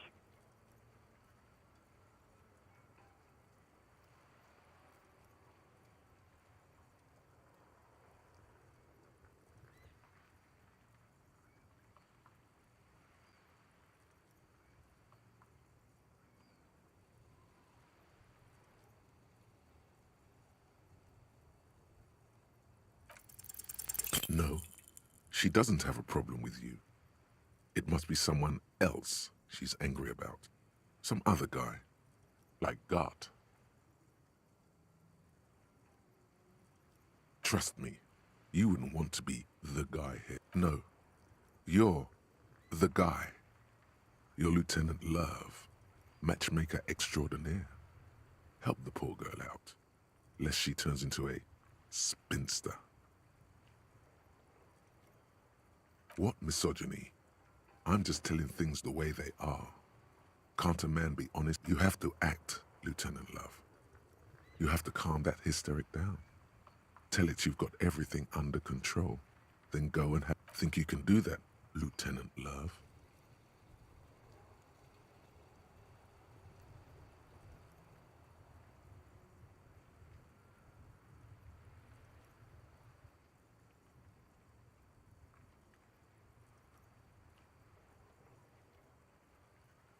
You're just a gimp. What? You want to be... Call was terminated by the other party. Anything else, officer?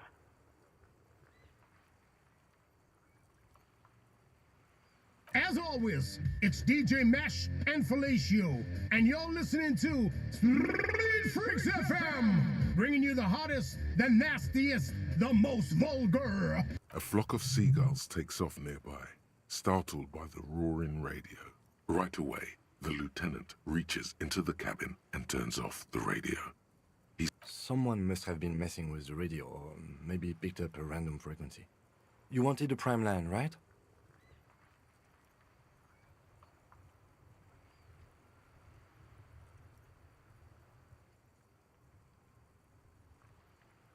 This is Precinct 57. How may I assist you? 57's over and out. In the cabin, you see a set of steering levers, a radio on a hook, a pull-out toolbox,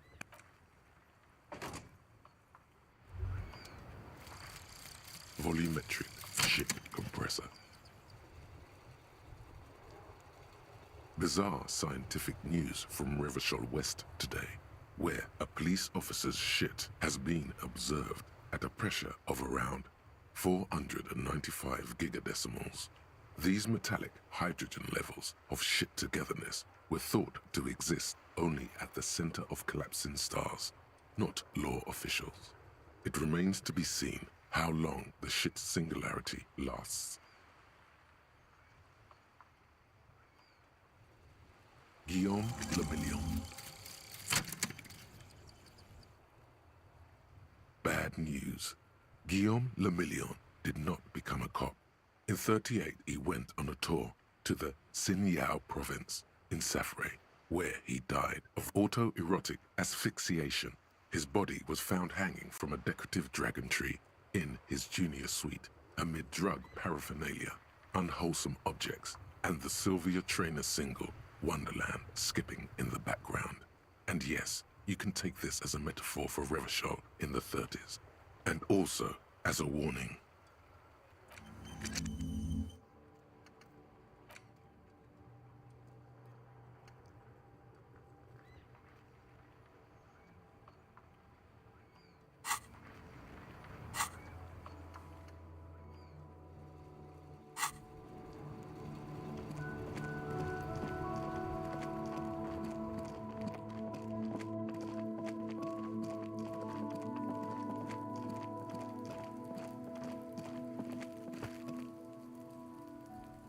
There he still is, looking right through. As you breathe in, the odor comes over you. It's a smell of the mind telling you to run, and your stomach to wring itself empty. With your hands at your sides and your eyes squinting, you stand in it. It's a puzzle. What's hanging in front of you is a puzzle of decaying flesh, tattoos, and tendons. They do after 7 days, yes. We are deep in decomposition here. The man before you is naked, but for a pair of underpants and enamel boots. His skin is greenish, marbled with decaying veins, and blotched by lividity.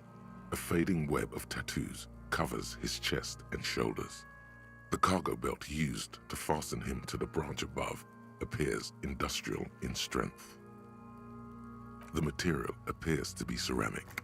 Its clean white stands in stark contrast to the decaying flesh above the knee. The man wore thick polymer socks, probably for padding.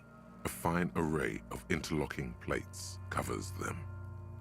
Delicate and fragile, they feel alien to the world around you, out of place somehow. These are clearly not boots. They're armor. Possibly part of a larger set. Indeed. Technically speaking, these are sabatons, not boots. Oh, the lieutenant uses a memo technique, A6. That's not just any notebook. It's a classic. It's clearly some manner of super armor, or future armor. Super future armor. I'm useless. Ceramic plate. Zirconium dioxide, most likely. This is where the make would be. Under the hill. Fair weather. Fairweather model T500 VE. I'm guessing that's vitreous enamel. This is advanced stuff. The locals probably scavenged it. It would be odd if he had more on after 7 days. We should keep a lookout for these species. The armor could yield information. This is one thing he might actually know.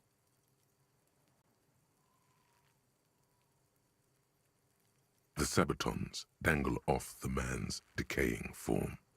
Ageless. It is. It's expensive. We've requested similar material for our tactical units for years now. The constabularies deemed it too costly. In that time, we've lost 6 men to semi-automatics. For a full set, about 4 years of wages. For the northwest region of Revachol, an officer's average yearly income is 5,500 rial, unadjusted for rank. Not too much, yes.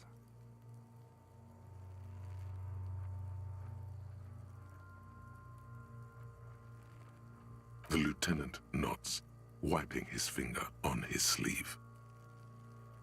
That's for us to find out. Mr. Gart implied he was security personnel for the harbor company. This confirms my own assumptions. I agree. This equipment is way beyond what a guard can afford. That's for us to find out. Just something I scraped together from my station. An area report on Martinez. I'm sure you did the same. No, your first instinct was correct. This equipment is way beyond what a security guard can afford. A small bell-like sound fills the air, like tapping on the side of a porcelain cup. It's anything but. This material is a kinetic redistributor. It spreads kinetic energy horizontally, from plate to plate, dissipating it entirely. See? Faint, organic lines cover the plates where they separate into smaller ones. These plates then divide into smaller plates until there are hundreds of them altogether, like whirls of floorboards. The design looks organic, influenced by highly resistant wood materials, like lignum vitae and ebony perhaps. If trees were made of porcelain, this is what their cross-sections would look like. The smooth, glossy surface fractures into ever more intricate interconnections, peaking on the right sabaton, where you notice the whirls are in the shape of a letter and number combination, E50, 100, 1000. Good. Can you read it to me? X5415 6745 678222. Let's lie.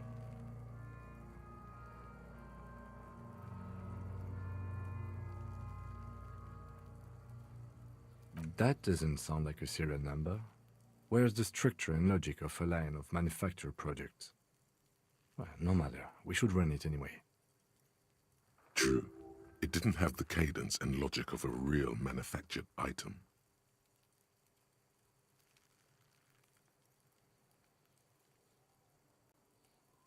Officer, the decomposing corpse has temporarily suspended my sense of humor. Let's continue in a less playful manner. Anyway, we have a make and a number. That's something. We can use the radio in my kinema when we're done. Either station can chase it for us. The stench fills your nostrils. As you push downward, an ominous creaking sound comes from above. Stop! Pig's gonna pull his head off. Brutal! You're about to pull his head off. Do it, homo! Yes, that's what I said. You'll compromise the coroner's case if you do. So please, don't. Indeed, from this angle, it does look like the neck isn't going to take much more. Being dead for a week has all but liquefied his muscles. What are you trying to achieve anyway? Why are you hanging on to that boot?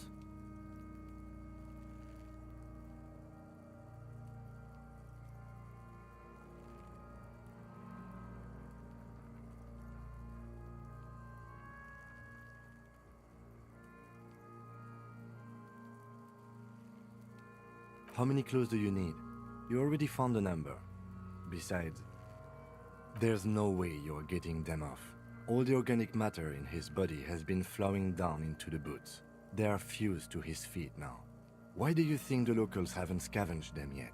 You're sure there's a way to peel them off, but first the body needs to be down. And second, it would probably be better if the lieutenant wasn't around.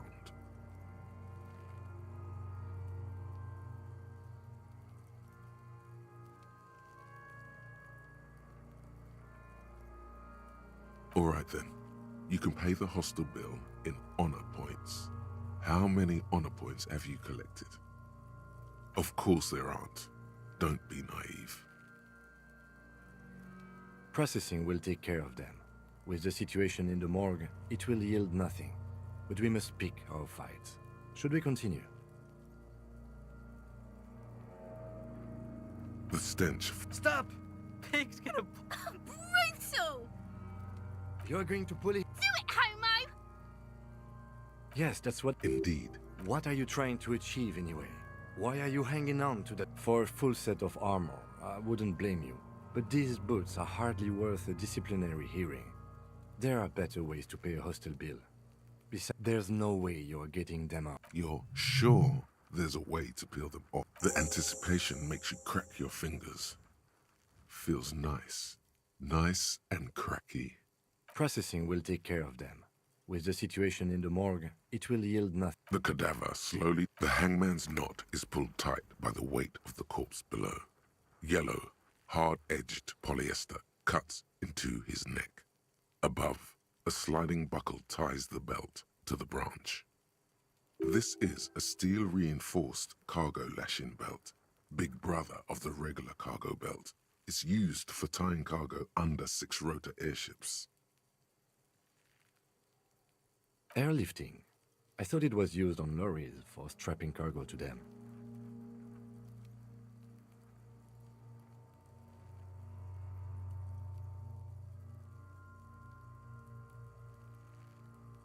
The local harbor uses 6 rotors to shuffle containers around. I get the sense they use whatever was on hand without paying much attention to not incriminating themselves.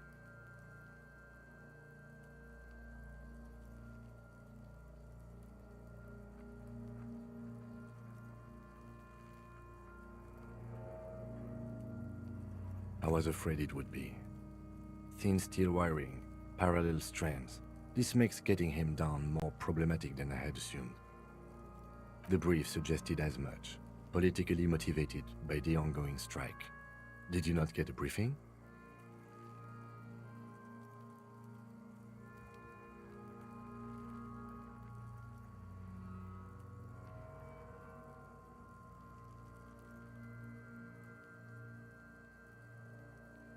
Okay, you should ask me for one the first moment we get.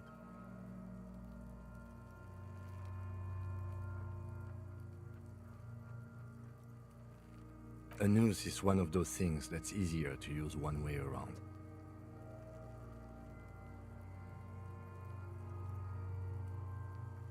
That ladder can't carry a grown man. I didn't see any splintering either, did you? I think they lassoed the branch, then pulled on the belt to close the buckle. Could be. The shape of the branch supports the theory. The cadaver hangs from the cargo belt. An intricate web of blue lines stretches across the torso, from the right shoulder to the solar plexus. Each time they intersect, a small white star is formed in their crossing. Hundreds of fading asterisks riddle his skin. Their concentration is highest around his heart. Of no nation that I know of. If anything, it reminds me of religious illumination, last or penultimate century. Men who live harsh lives often turn to innocentic worship. But which one? I see no trace of a humanoid figure. I agree. He wears a wide leather belt around his waist and a gun holster under his arm. He takes a thin piece of milled aluminium from his coat pocket and pulls it open. Sounds like a sword being unsheathed. A small lens appears. Some sort of camera. Shit, Kuno! What the fuck is that? An instant color camera. I have only 2 ampoules, so nobody move. I don't want to waste one. A sound, a shrill flash, followed by the breaking of a small ampoule of glass. You see streams of color pour onto the thick, glossy piece of paper, rolling out. In case we need it.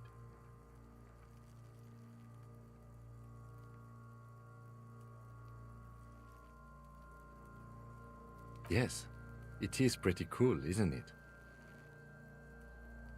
There is only one ampoule left. Use it wisely. It contains insight to the victim's person. By his build, I'd say this was a man of physical violence.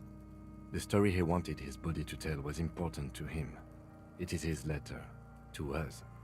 Someone should decipher it. We'll need to show it around.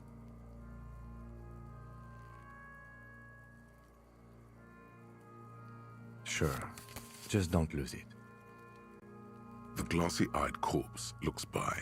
His mouth mute, his eyes are milky white and blind to the world, protruding comically from their sockets. There is no one home, just subaquatic terrors there. Dark brown hair grows on his head. His face is ready to explode from the organic processes inside. The corpse looks right through you as you distance yourself from its stench, eyes like a shark.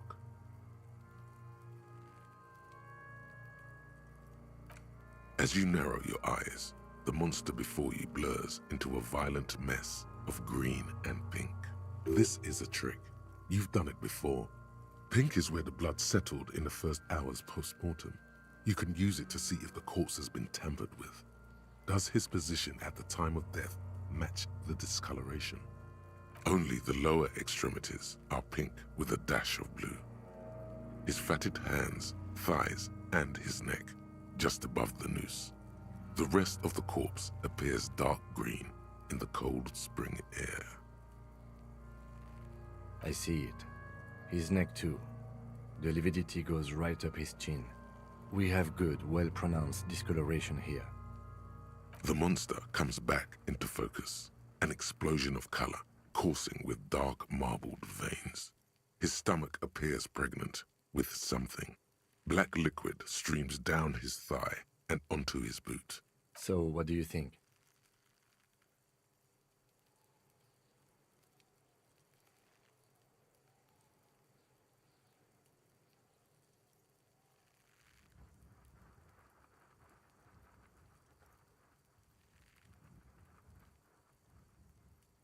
A pool of blood and feces has eaten into the frozen mud below the man's feet. Purge liquid is dripping into it, drop by drop. The victim appears to have contained no more than half a kilogram of digestion at the time of death. The fuck he's saying? Talking about shit.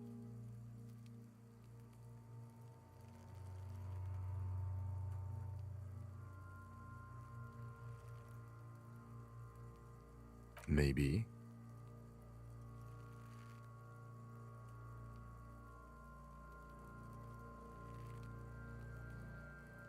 I do.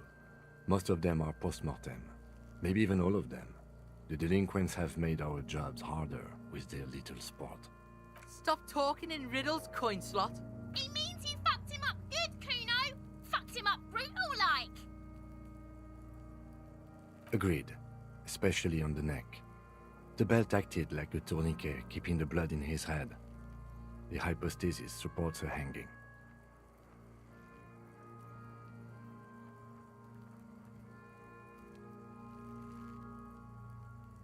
There's always a chance. We should check for ligament marks on his neck to see if they're in tune with the belt. We'll have to get him down first. Agreed. Especially on the neck. Everything here seems to corroborate that assumption. But we should still get him down before signing up. Agreed. Yes, there's always a chance we are wrong. We should... I agree. His personality is no longer a part of the world. Totally dead.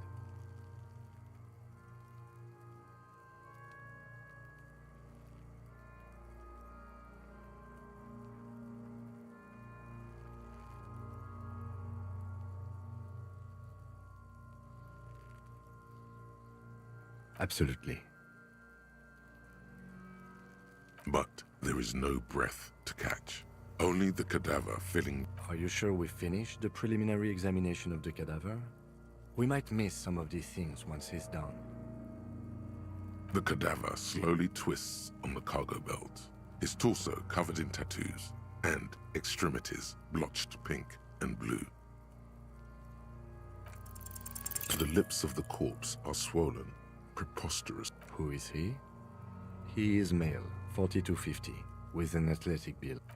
The steel-reinforced belt presents a unique challenge. I brought chain cutters, but I don't see a good angle of approach to the belt. He doesn't actually think the challenge is unique. He thinks it's frustrating, annoying, and harder than he thought. The cadaver is a good 1.2 meters up. Neither one of us can reach the belt without assistance. And even if we do, there's the question of cutting the airship strength material.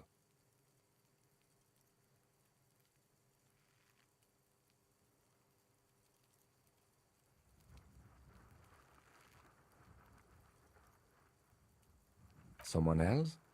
You mean like the police? What was that about processing, then? Weren't they supposed to take care of the boots? Why don't they help?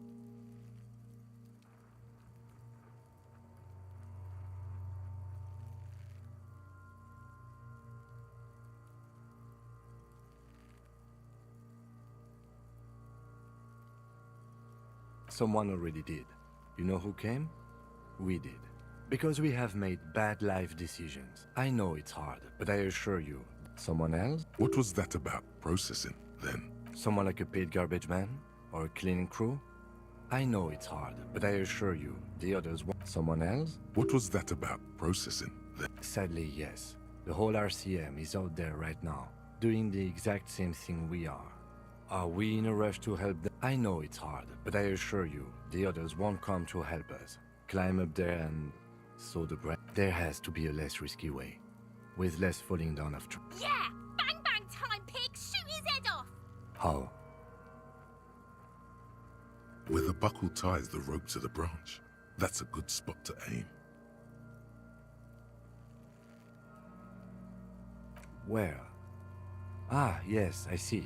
If the shot hits that, there might be a chance to release the belt. Yeah, now we're talking. Entertain a Kuno with some shit.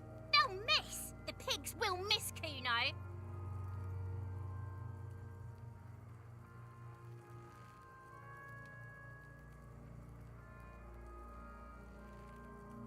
What else can we do?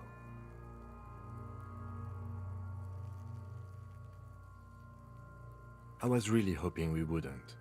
The Union appeared to be suspect in this case. I would really prefer if there was another way. These people might have an agenda. But what other options? The corpse twists on the belt, like chicken on a skewer. He breathes out. Oh yeah, do this shit! Fuck it up!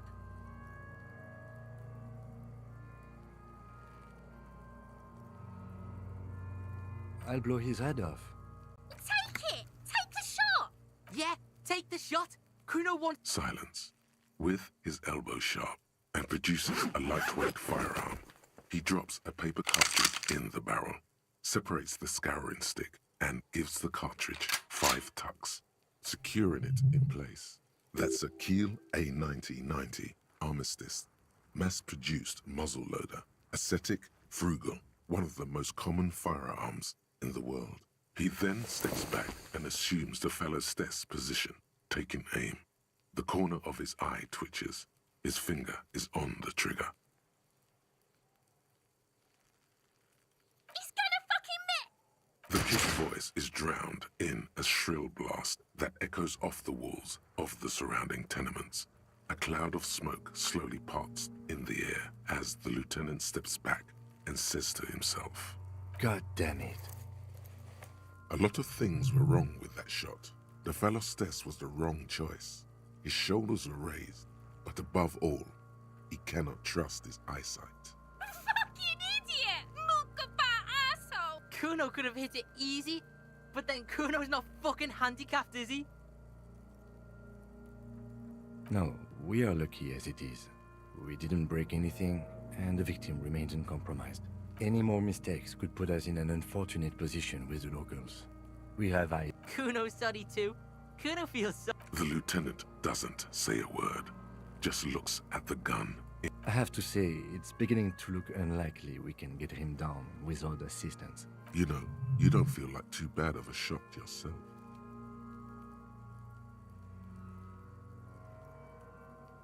It's bad as it is. Us shooting firearms like punks. Go ahead, I'm not stopping you. Just don't lose it. They only have one gun. This is the sorriest pair of pigs. Yeah, take it, you fucking banana pointer. Take it and shoot yourself in the mouth. The cold piece of bakelite and gunmetal is surprisingly light. Your fingers fit right through the guard. Instinct, you've held this, an A9 Armistice, before. At some point, it probably used to be your choice of firearm. It still feels comfortable, like you never laid it down. The fuck are you waiting for, Kuno? Tell him to shoot him. The buckle comes into focus in your sights. You stand with your feet planted firmly in the ground and your left hand supporting your gun arm. Why don't you just shoot yourself in your mouth? At least you won't miss. Your field of view narrows. The branch slowly moves, becoming entirely two-dimensional. The metal buckle, the slow movement of the branch in the wind, and your shoulders directing the gun's. Look, he's crying. You gonna cry now, fucking faggoty? Or what? You gonna fuck me? You wanna fuck me, pig? Is that what this is about?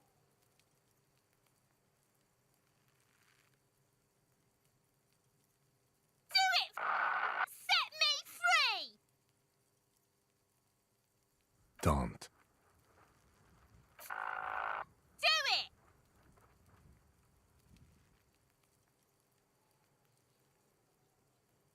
Intense shit, copper. Fucker waved his gun! It wasn't intense, it was pathetic!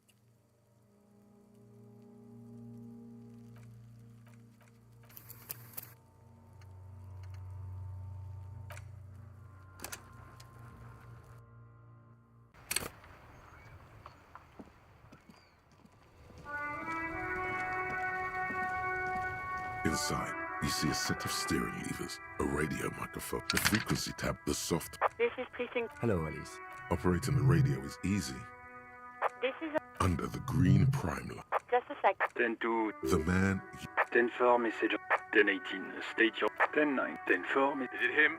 says he lost. He what? He lost his...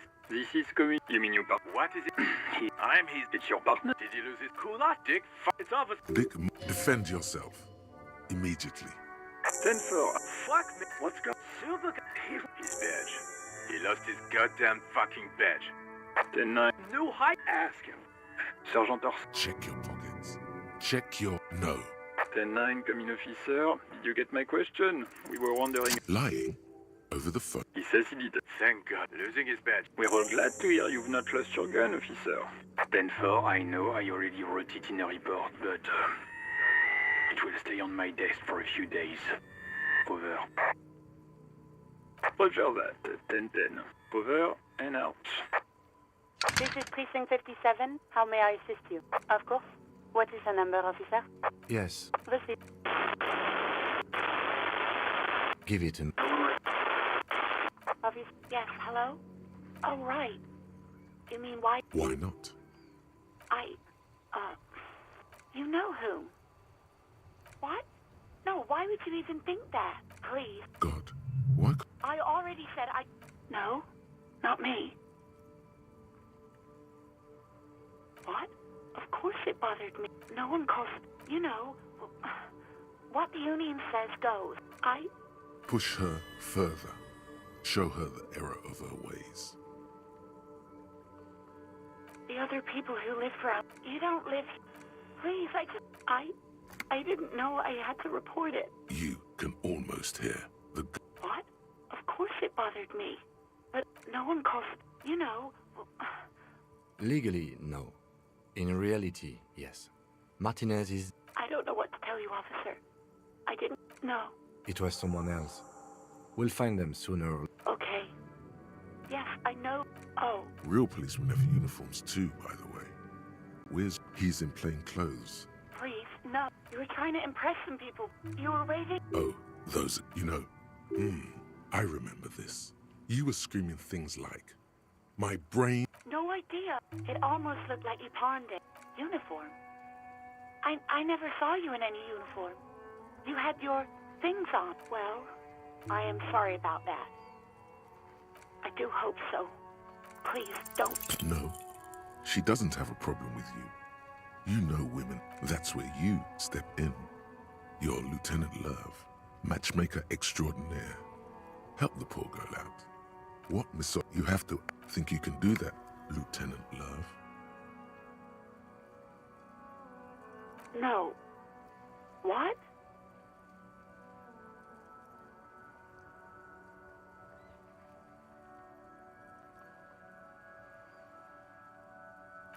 Oh God. Please, just stay out of my life. What? What is it? Call was dominated by the other party. Anything else, officer? It's on. The love quest is on. Too late, everyone. It's on. Take it to guard now. As always. A flock of sea right away. Someone must have been messing with the radio. Oh, is that what it was called? Go for it. Turn the radio back on while it's still on the Speed Freaks FM. Souped up motor carriage for one bad mama's boy. God damn it. Look, it helps me to stay alert on long nights, okay? It's a method. I'm not some kind of speed freak or...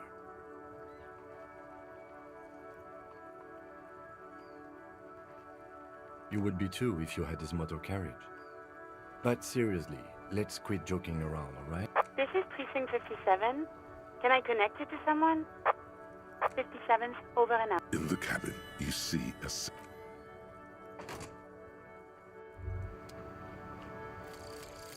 volumetric ship compressor. Guillaume Le Million.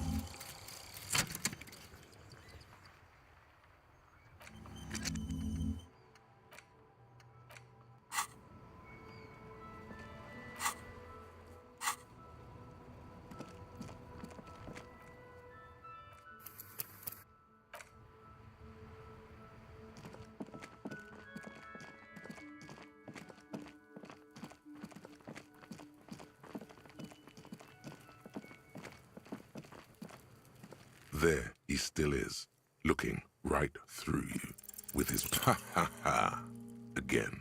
Every time it happens, it gets worse and worse. There's nothing more to throw up now. All that's left is crying and convulsing dryly at the same time.